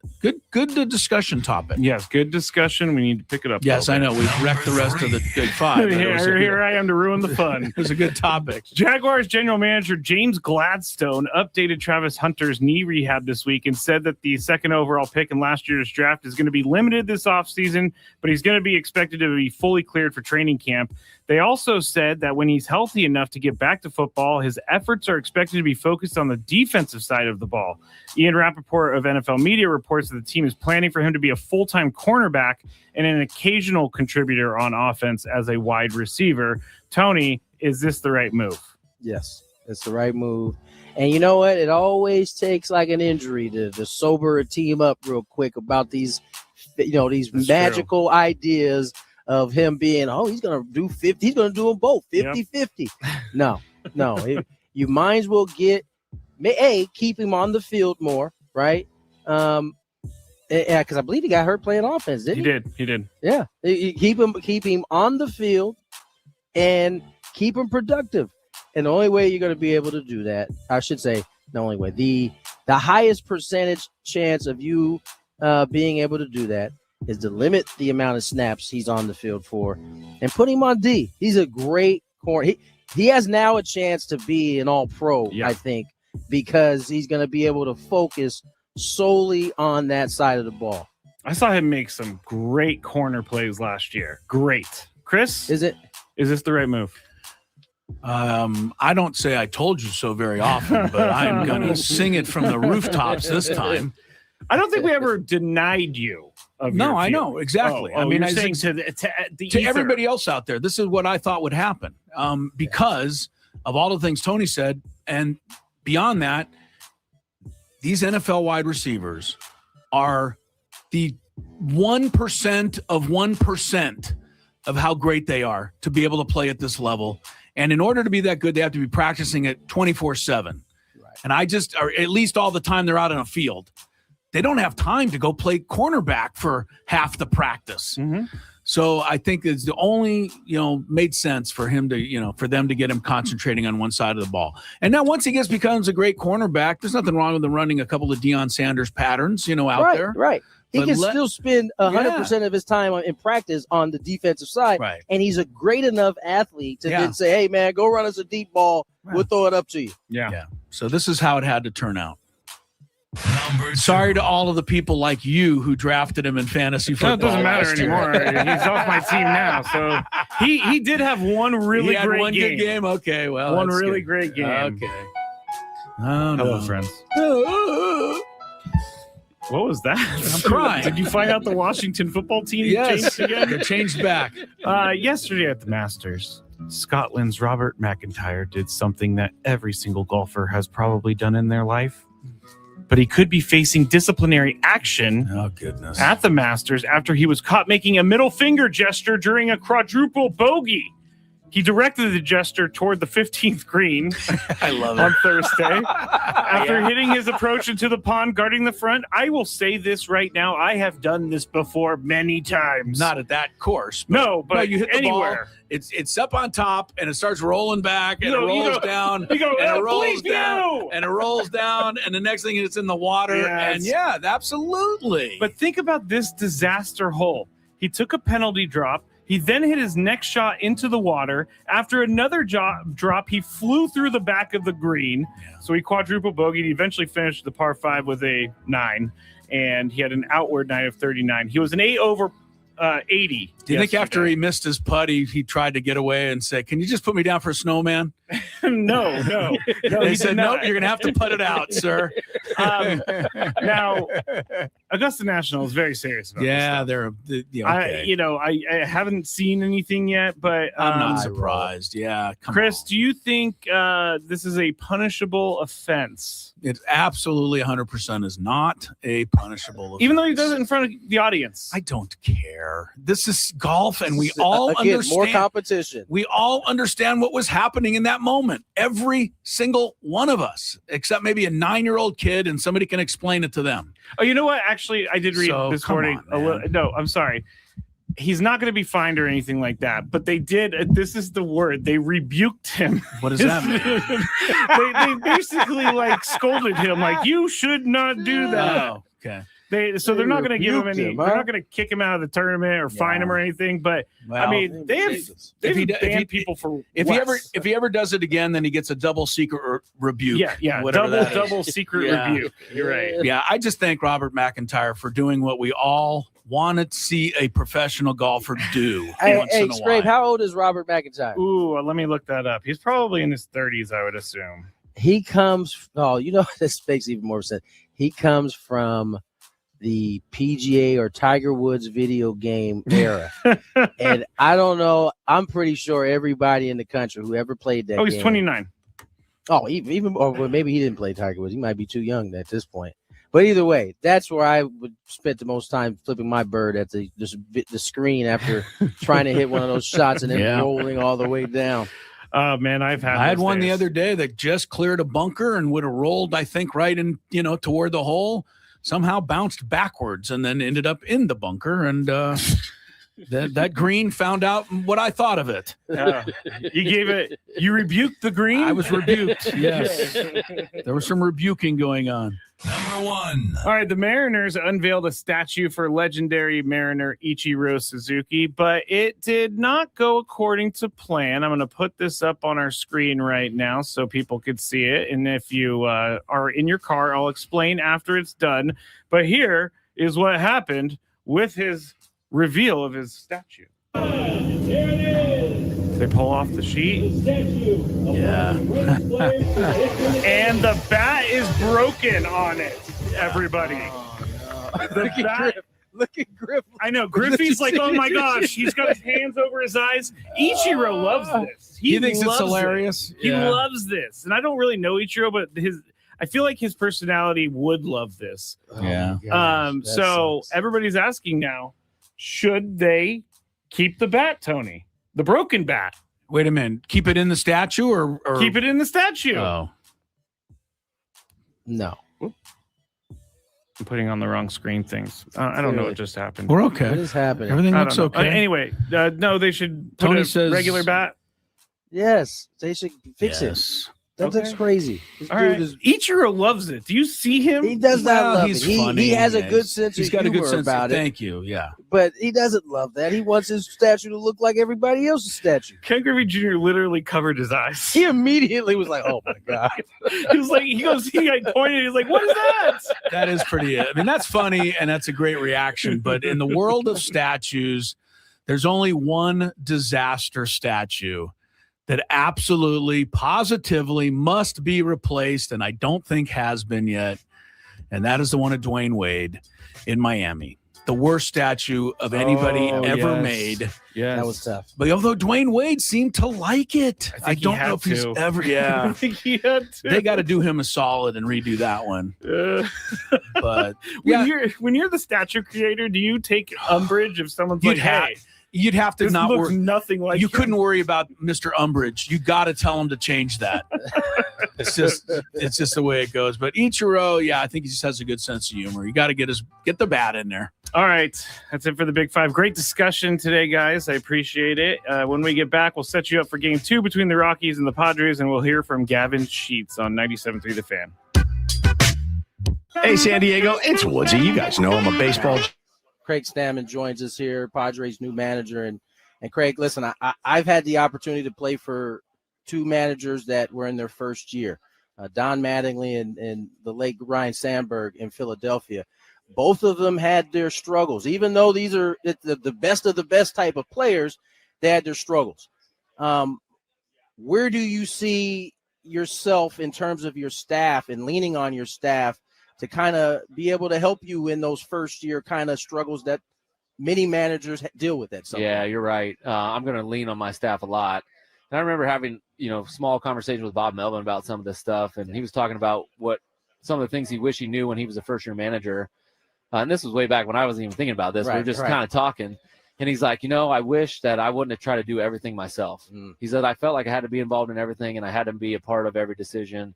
And he goes, it's just not the case. He goes, there's a few things that I do need to be in charge of and as the manager, but I got good people around me. If I got good people around me, I just got to be able to trust them. Right. That'll be the hard part, but we're going to build that trust within the clubhouse, within the coaching staff. So I'm not doing it all myself. We're going to share responsibility. We're going to share the successes. I'll take the blame, and then we'll see where the dust settles. But I'll, obviously, hopefully gain a lot of experience where we get to the end of the season and we're in that playoff hunt. Yeah. That we're rolling and we're humming and we got a good process going. Now, you mentioned, kind of building off what Mike has done here the last couple of years, adding to his legacy. You obviously have your own strengths, though. Where do you see your strengths being able to be applied to this ball club and how it may be of help? Yeah, Mike had so much experience of organizing, how to be a great baseball team. He'd been mentored by many great managers, and he'd taken a lot from those guys. And I just listened to what he had to say about that stuff, and I saw how he did it, observing and listening to how he kind of went about his business. So a lot of the things that he did, I'm going to probably keep doing the same thing. What I think I can add is maybe just I'm a little younger. I got a little bit more energy. Yeah. I've got some relationships within the clubhouse that are maybe a little bit different. Does that give me the avenue to push them in a little bit different way, or like sneak in there to get them to do a few things that they haven't been quite open to in the past? Maybe I don't know. We'll find out. But, I'm going to treat them, with respect and hopefully get that respect back. And we're going to try to make this team as best they can be. Craig Stamon joins us here, Padres' new manager. And, Craig, you're clearly coming this with your eyes wide open with this situation. I heard you say partnering on multiple occasions up on the stand there. What does that look like for the fans who are listening and may not know what partnering looks like? What exactly is that? Yeah, partnering, it's a give and a take. We have relationships with our families, our moms, our dads, our wives, our kids. It's not always my way or the highway. Right. There's got to be, even in this decision to become the manager, there was a lot of give and take with me and Audrey, deciding what was important to her and what we were going to miss by taking this, what was important to me, what I was going to miss in this, and then coming to a decision that works best for both of us. And I think those types of things can happen throughout the year with players, trying to get them on the field to do certain things in practice or in the game, but like partnering them in the way that's like, it's not just my decision. Right. We're in this together. We're accomplishing a goal together. It's not my, championship that we're going to win. It's our championship. It's the Padres championship. It's AJ's, it's John's, it's Eric's, it's Manny's, it's Toddy's. Right. It's all of ours together. It's Ruben's. We share that success together. I'll handle the blame, and then we'll do this together. Last one, I'll let you get out of here. I know you got a busy day ahead of you. Mike Schilt did a terrific job of really shielding his players. He always was the man taking all the arrows coming at the ball club. But you also mentioned being able to push the guys. What does that look like? Because I think oftentimes fans hear, managers take the arrows and they're under the impression that there isn't any, pushing going on the backside of that. What does that look like sometimes? Yeah, I mean, we got great players. So, like, the amount of pushing I need to do is limited. Right. But we can give them new ideas on how to navigate a season. And Mike was so good at, like, handling the players and taking the arrows, like you said, in the media and throughout the season and pumping those guys up and making them. All right, we get into the happy hour here. Marcelo, Tony Gwynn Jr., down at the ballpark. Scraby. Bill Howe Studios. We know how. Happy hour time now as we are brought to you by GL Pools, the company trusted by thousands of San Diegans to keep their pool sparkling, swim ready, and expertly maintained. Call GL Pools now and say radio for a free month of service. Going to hear from Craig Stamon in a moment. Craig was on the morning show today with Ben and Woods, the highly paid morning show duo on this station here. Proud possessors of a brand new Padre City Connect blue pullover jersey. Very jealous of them. And very jealous. The rest of you will see them on display tonight, right? Padres are wearing them for the first time tonight. They are. And I did see somewhere, honestly, that the Padre reported sales at Petco Park last night twice any other night, like ever. That's how many jerseys people have already bought. Oh, my on goodness. the City Connects. They're nice. I do like them. I think you're going to be surprised if you don't know yet that they're pullover rather than button down, because pullovers were in the 70s, Scraby. Every team wore 70s pullover. You go back to the highlights in the 70s, every team pulled over. Nobody had buttons. But the buttons have been back since like the mid-'80s. So if we're looking 40 years of buttons. So I think people will be a little surprised about the pullover aspect. It's a little weird. I think that the uniforms are actually better than the other ones. I like these ones more because they fit with San Diego to me a little bit more. I like the old ones too. I like the other City Connects because I own one. Okay. I mean, I want to go buy one, but honestly, that's my rating on that. Jerseys in general are just so they're hard expensive. to buy. They're so expensive, and usually if you buy a player, then that player oftentimes gets traded before. I mean, you know how I have 15 jerseys in my closet, but only like 3 of them are accurate. I mean, Tua's not accurate Tua's anymore. no good. Jalen Waddle's not good anymore. Tannehill, long gone. I also had who's the other one? Receiver Landry, Jarvis Landry. Oh, that's right. All 4 of my Dolphin ones are no good anymore, and many of my others. So that's just the way it goes in the world of buying jerseys. Yeah. One quick thing before we get to Craig Stamon, Rory McIlroy. If you didn't see this earlier today, you were at work and you were any kind of golf fan, or if you're just a sports fan of greatness. Rory McIlroy had some kind of finish today at the Masters, something that even I could appreciate, and I wasn't rooting for him to do it, but 6 birdies over the last 7 holes. As official as I can get it, Scraby, he had a 7-foot birdie putt on 12. On both 13 and 15, which are par 5s, he basically had tap-ins after laying up and chipping right to the hole. On 16, a par 3, his drive was so close to the hole that he just tapped in there. And then on the 17th, he holed out from 30 yards on an incredible chip that went over a hill down the other side.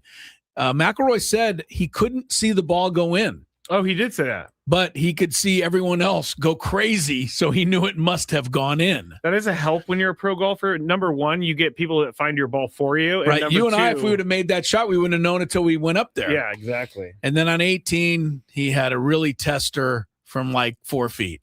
And I'm joking because his approach shots were so absurd that anybody could have made the putts he made practically. He was just that precise. And he's got a 6-shot lead at the Masters, which is the largest 36-hole lead ever.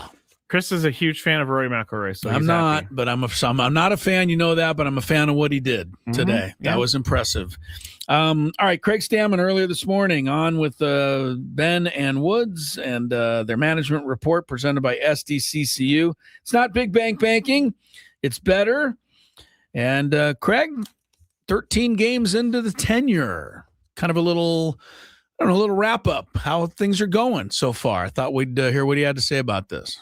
Every day is a new challenge for me. And, I got a lot of great support system, great guys on the coaching staff that are supporting me and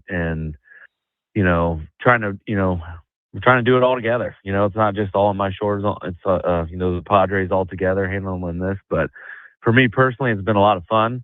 It's been something new almost every day and a new challenge every day, which is a lot of fun. And I'm learning a lot and enjoying the experience. But, it's, the moves getting scrutinized and all that's just part of the job. So whether it's good, bad, ugly, that's just, what I have to bear. And it's, that's part of the job. So it's not that big a deal, but, obviously when things go well, you feel a lot better about it. And when things don't go so well, you always, second guess and try to figure out what may have been a better way to do it, and I think that's how we do with anything is, when things don't go well or even when they're going well, was there a better way to do it? And what is that better way? And then how can we, train for it and how can we do it better the next time? So, just constantly trying to stay in that process and not worry about the results as much.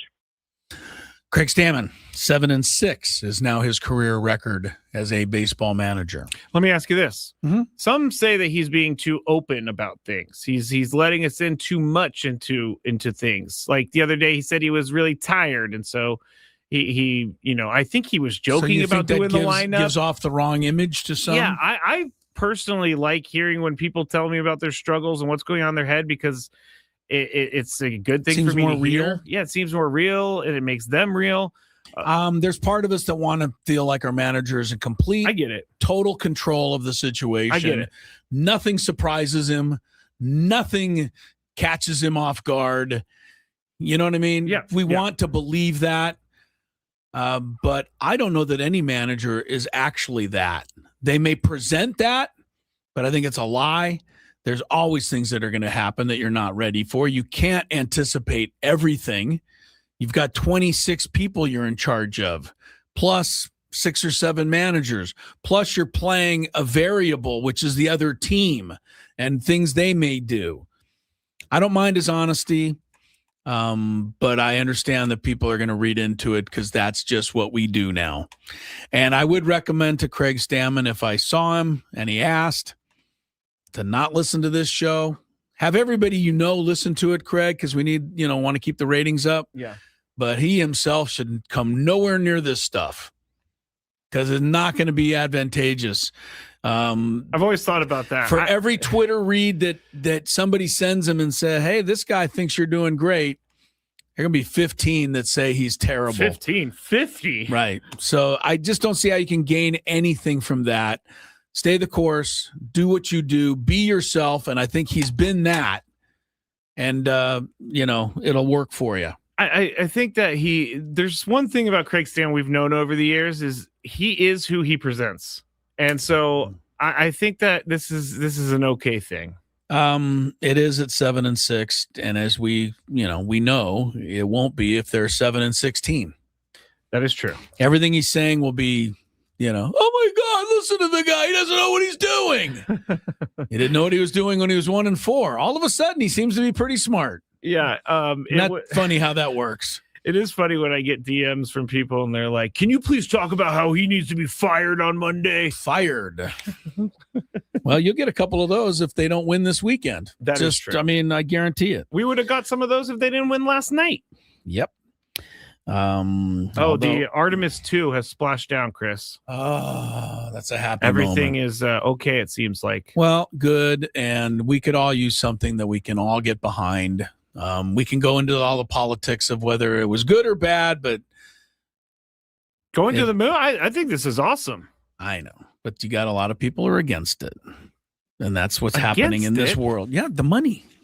Oh, well, this has been in progress for a long time. I didn't say I agree with one side or the other. I'm answering. Hey, if we're going to colonize the moon, we better get going. Okay. if the Dolphins are going to open against the Chiefs in 2016 or 2036 on the moon, we better get cracking. We need to build that stadium now. And let's make sure that the game is on the Peacock Network so I can't watch it.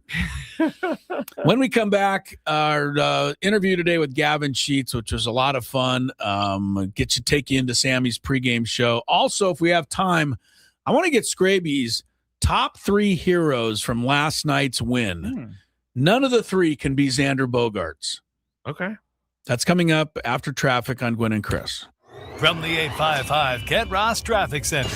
And what is what is the heat index they're facing? Do we know? Or Well, you could look up the Scoville on a ghost pepper. Yeah. It's one of the world's hottest. There's a couple of hotters. Scoville's the measurement unit. The X pepper and all of that. Thanks for the education, because I did not know. I've allowed milk and bread, but if I was asked, tell us the actual rules of this. Like the rule is, see if you can do it. I guess you guys alternate spoonfuls until one of you can't. One of you can't do it anymore. Yeah. That's not happening. Until you can't do it anymore. Fulls. I will take one. The winner, spoonful of Scraby, this. has a jar of a couple of my jars. I think they both are winners if they pass this. For I the hate to winners. say, yeah. Yeah, of course. There will be no back and forth. There will be one spoonful. Now, this is the one that he has right now. The 38? Maybe. Okay. All right. Now, this right here, I've been putting on some of my turkey burgers. Good stuff. This is hot. Okay. All right, here we go. All right. Let's Adam's do ready. it. There, away he goes. He does have a full spoonful for those listening. I'm literally sweating watching him do this right now. That's a full spoon. All right. That is a full down spoon. the hatch we go. All right. And man, he went the whole thing. He did not. He did not trickle that down the throat. He just hasn't reached for the milk yet. Scraby's coming over. When does the heat kick in? Oh, I knew it. When does the heat kick in? Wow. You better go, dude. There goes Scraby. Scraby, did you swallow that, Scraby? Yeah. That is some good stuff. It's delicious. Delicious. We're gonna see it. I'm gonna watch you now. I'm feeling it already. Adam, are you? No. He's Adam's feeling good. feeling nothing. All right, so take another spoonful, Adam. You'll win. Oh, come on. Now we're double dipping. He's all one can't put your spoonful. same That's spoon not in what there. the competition's all about. We always said Spoonful that. too? Yeah, go for Oh, it. yeah. I always said that Adam Klug was kind of had a. I at least used a different spoon, no double dipping. All right. I didn't know where I don't. I think always it thought matters. Adam Klug had a cold persona, but evidently it's just the opposite. All right, Big he boss is Michael handling Bowles it. in the What are we YouTube waiting on, chat, dog? by the way. What you waiting on? You let laughing at drip in your hand. Oh, okay. Scraby, where are you? Let me see. Okay. I'm just looking at Adam, and Adam's not having any problem at all. Look at you, Adam. Adam is back to. I'll let you But boy. this I must tell you, Tony, hold on. that Adam has cashed the check. Yeah, he did. Yeah, he did. cashed You his said I check. wouldn't be able to catch I you. did. No, you I cashed sure it, did. man. You You proved me cashed it wrong, for my sure. friend.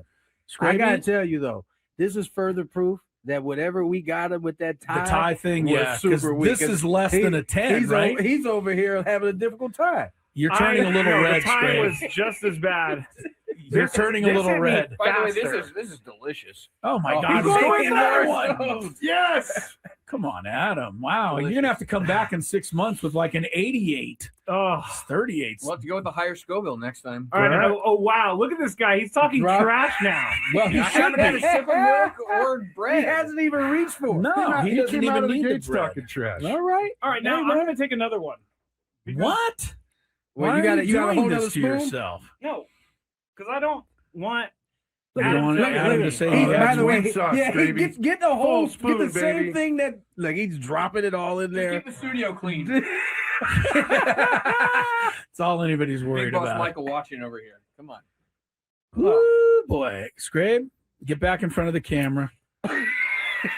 Your face is red, Scrabe, isn't it, Tony? Are you I'm seeing sweating. the same thing? You are sweating. Your face is definitely. Why do you keep doing this? You're not feeling anything? Adam hasn't even moved over I there. feel a 1 or maybe a 2 out of 10 here. Wow. Adam That's Klug. ridiculous because I'm. Wow. Adam Klug is a tough Frankie's son of now a bent gun. over the trash can. No, over I had there. to spit. I was going to say, it looks like Adam Klug may be producing the rest of the show because he's fine. Scrappy may need Scrappy's to going to go the get bed. assistance. Here's what the milk do. It might Frank work predicted better. that.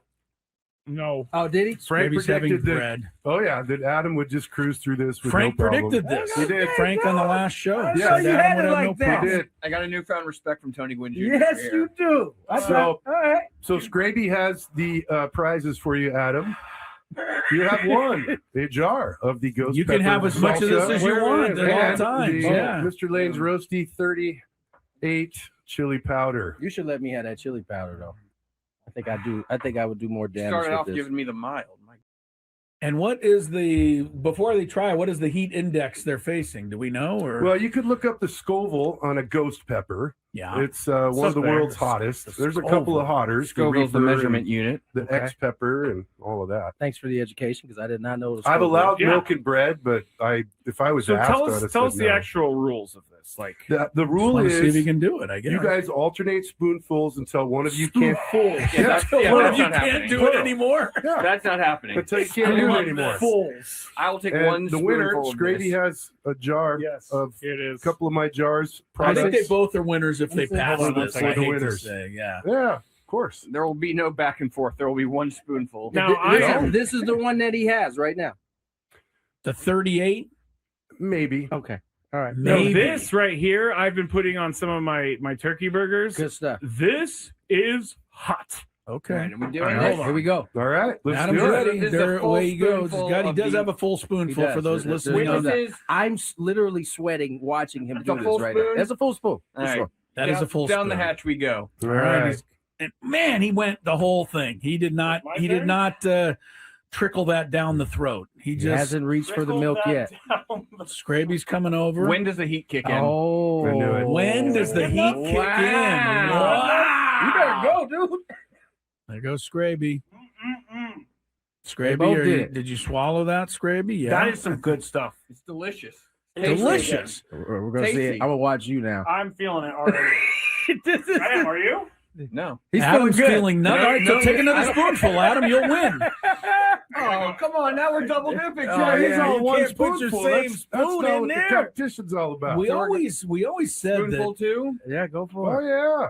I always said that Adam Klug was kind of had a. I at least used a different spoon. No double dipping. All right. I didn't know where I don't think I it always thought matters. Adam Klug had a cold persona, but. All right, Gwynn and Chris, one final segment here of happy hour action.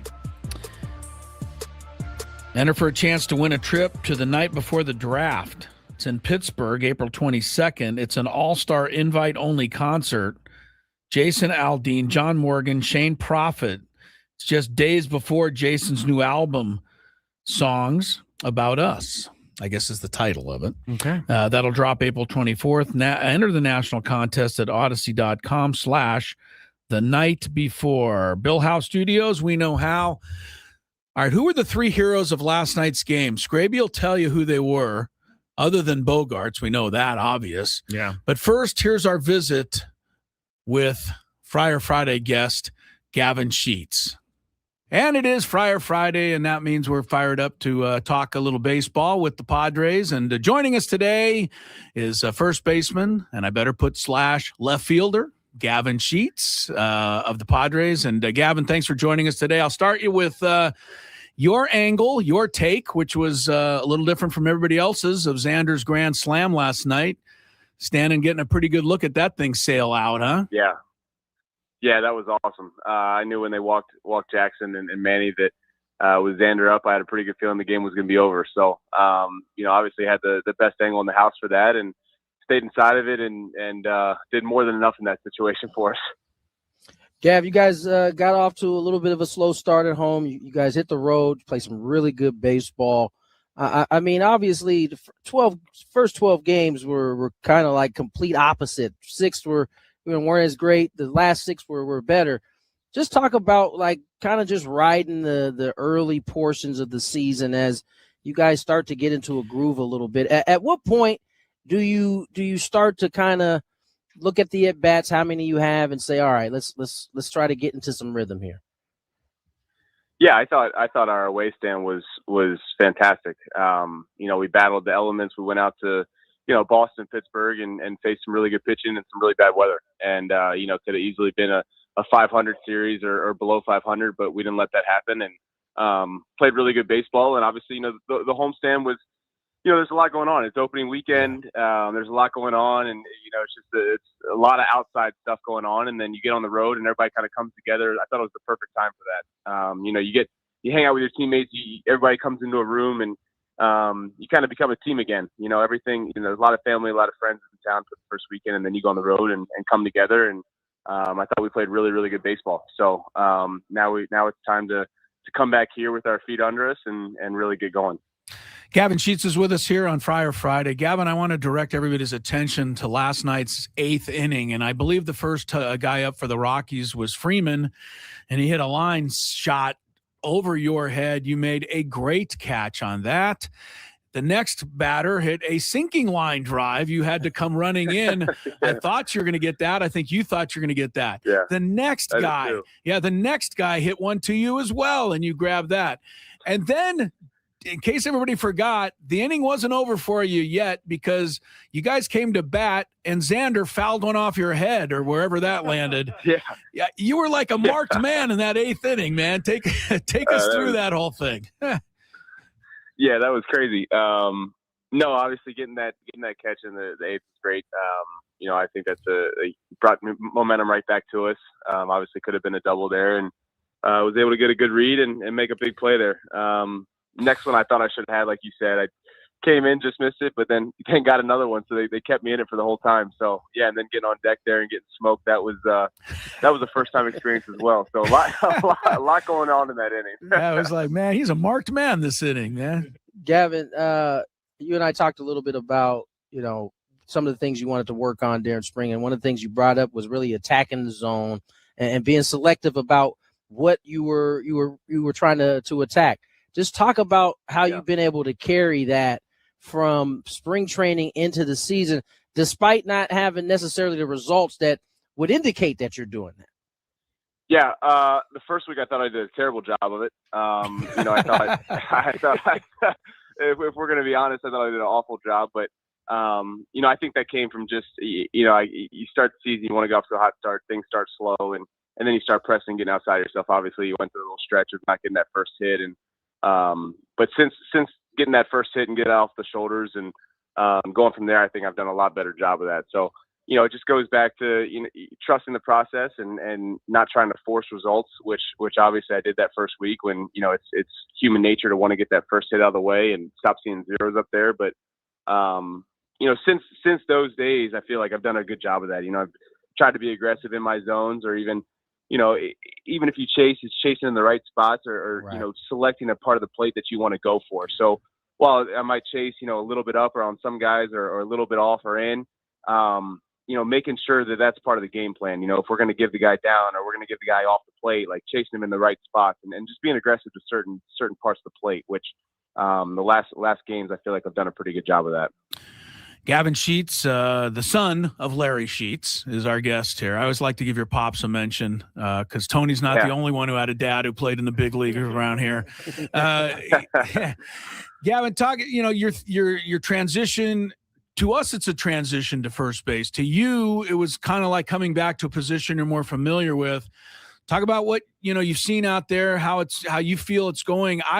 The Pittsburgh game the other day, you start 2 really difficult double plays. I mean, 3-6, 3-3-6. Those are not easy plays. People know that. So I'm sure you're getting a little more and more confident as you go. Where's that at the moment? Yeah, like you said, just more and more confident. I think the biggest thing is just getting back into the infield and getting those first step reads off the bat. That's the stuff that you can't make up time for in the off season and with the glove drills and all that stuff. So the glove feels great and all that stuff, but just getting back to those first reads, lefty hooking the ball down the line or going up the middle or stuff like that. And just getting your feet under you and reading the bat a little bit better through the zone. And, just those split second reads, that's what continuing to work on and getting better at. But overall, I'm loving being back there and especially sharing the right side with Cronin. Gavin, about almost 2 weeks of games played so far. ABS fully installed and kind of rolling around. What's been your thoughts on it? It's been interesting to watch week one, how everybody's strategy was and kind of evolving into what it is now in week two. Talk about your thoughts on ABS. What's been kind of your takeaway? I say my biggest takeaway is I love it. I think it's been great. I think we flipped some counts. I didn't love it. I didn't love it last night with the way the guy was getting me 0-0 back to back. But no, I love the way. I think it keeps everybody on their toes. I think you get rewarded for knowing the zone. I will say I think that guys that were in AAA last year really have an advantage. You can see some younger teams like Colorado's a bunch of younger guys that really know how to use it. And I think for us that really haven't gotten to use it much, we're still a little tentative with it, but we're getting more and more acclimated to it. So. I think you can see some guys that are coming up from AAA last year that are really confident in it, and I think that's great. I think that we're all kind of getting used to it, and but overall, I think it's been great for the game. I also get the feeling just it's watching you guys, and even the guys who challenge a call. I don't think anybody holds anything against the umpire. It's just you get the call, it's good, it's bad, you go to the next pitch, and I think everybody's pleased with all that. Real quick, Gavin, last thing for me, but the dynamic of this team, you talked about going on the first road trip, coming together a little bit. I've always felt that's a big thing for any team, just spending time all where it's just you guys. Is the dynamic pretty much the same this year? I mean, being as you got most of the bulk of the team back? Absolutely. I completely agree with that. You get on the road trip and especially after opening weekend, there's a ton of family and friends that come in for everybody. And so you're kind of on your own until you get to the field and then you're just getting ready for the game. So, getting on the road and being in Boston and being in Pittsburgh and getting everybody together and being together and kind of getting that clubhouse bond going again. The vibes are great here. Everybody, we got a great relationship. I think, keeping the team relatively the same from last year obviously is great. And you just build off those relationships. But I thought that road trip was the perfect time. But you can be honest, Stamon's been kind of a hard ass, hasn't he? No.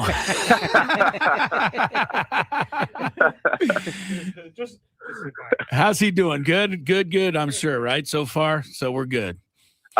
He's a great, yes. All right. Hey, Gavin, thanks a lot, man. Appreciate the time. We'll see you at the ballpark. Congrats on a nice win last night, and we'll see you soon. Thanks, Gav. Appreciate it, guys. Thanks for having me on. Yeah, I don't think anybody of us, me included, was expecting the Stamons being a hard-ass question there. He didn't know how to answer Yeah, that. I didn't really know where that one He was came like, from. do I even say anything? No, I'm just going to laugh. Let that one go. 5:30, we got a couple of minutes before we send to Sam Levitt's pregame show. Chris and Scraby here. Tony's already at the ballpark. All right, so who do you have? Last night's going to be a game that we talk about. Like when you look back on the season, I think everybody's going to remember the Xander Grand Slam game. Yep. That's going to be one of the ones for sure. But there were more heroes than just him. So who did you have as your other top three heroes in the win last night? I got to go with Randy Vasquez. 8 strikeouts. Another good start. Yeah, just kept them at bay. Right, there. okay. He did give up that one home run, but that's fine. I give up one run in 6 innings. Yeah, There's nothing wrong that's with okay. that. Striking out 8, so I'm going to go with him. I'm also going to go with our guy, Gavin Sheets. If he lets some of those balls get past him, game Made a hell different. of a catch there in the 8th inning for sure. I thought the same thing last night when I was watching that. I was like, man, he is just getting peppered with the ball right now. Like every single ball's coming to him. It did. So if he doesn't make some of those plays, I think the game might be a little bit different. Gavin did a nice job. And then finally, I will go with David Morgan. Came in, got him out of trouble. Big job by David last night. Not only, people, the 12th inning, he didn't allow a run, but the 11th inning, he came in after they'd already scored one. Yep. And he kept them from scoring there.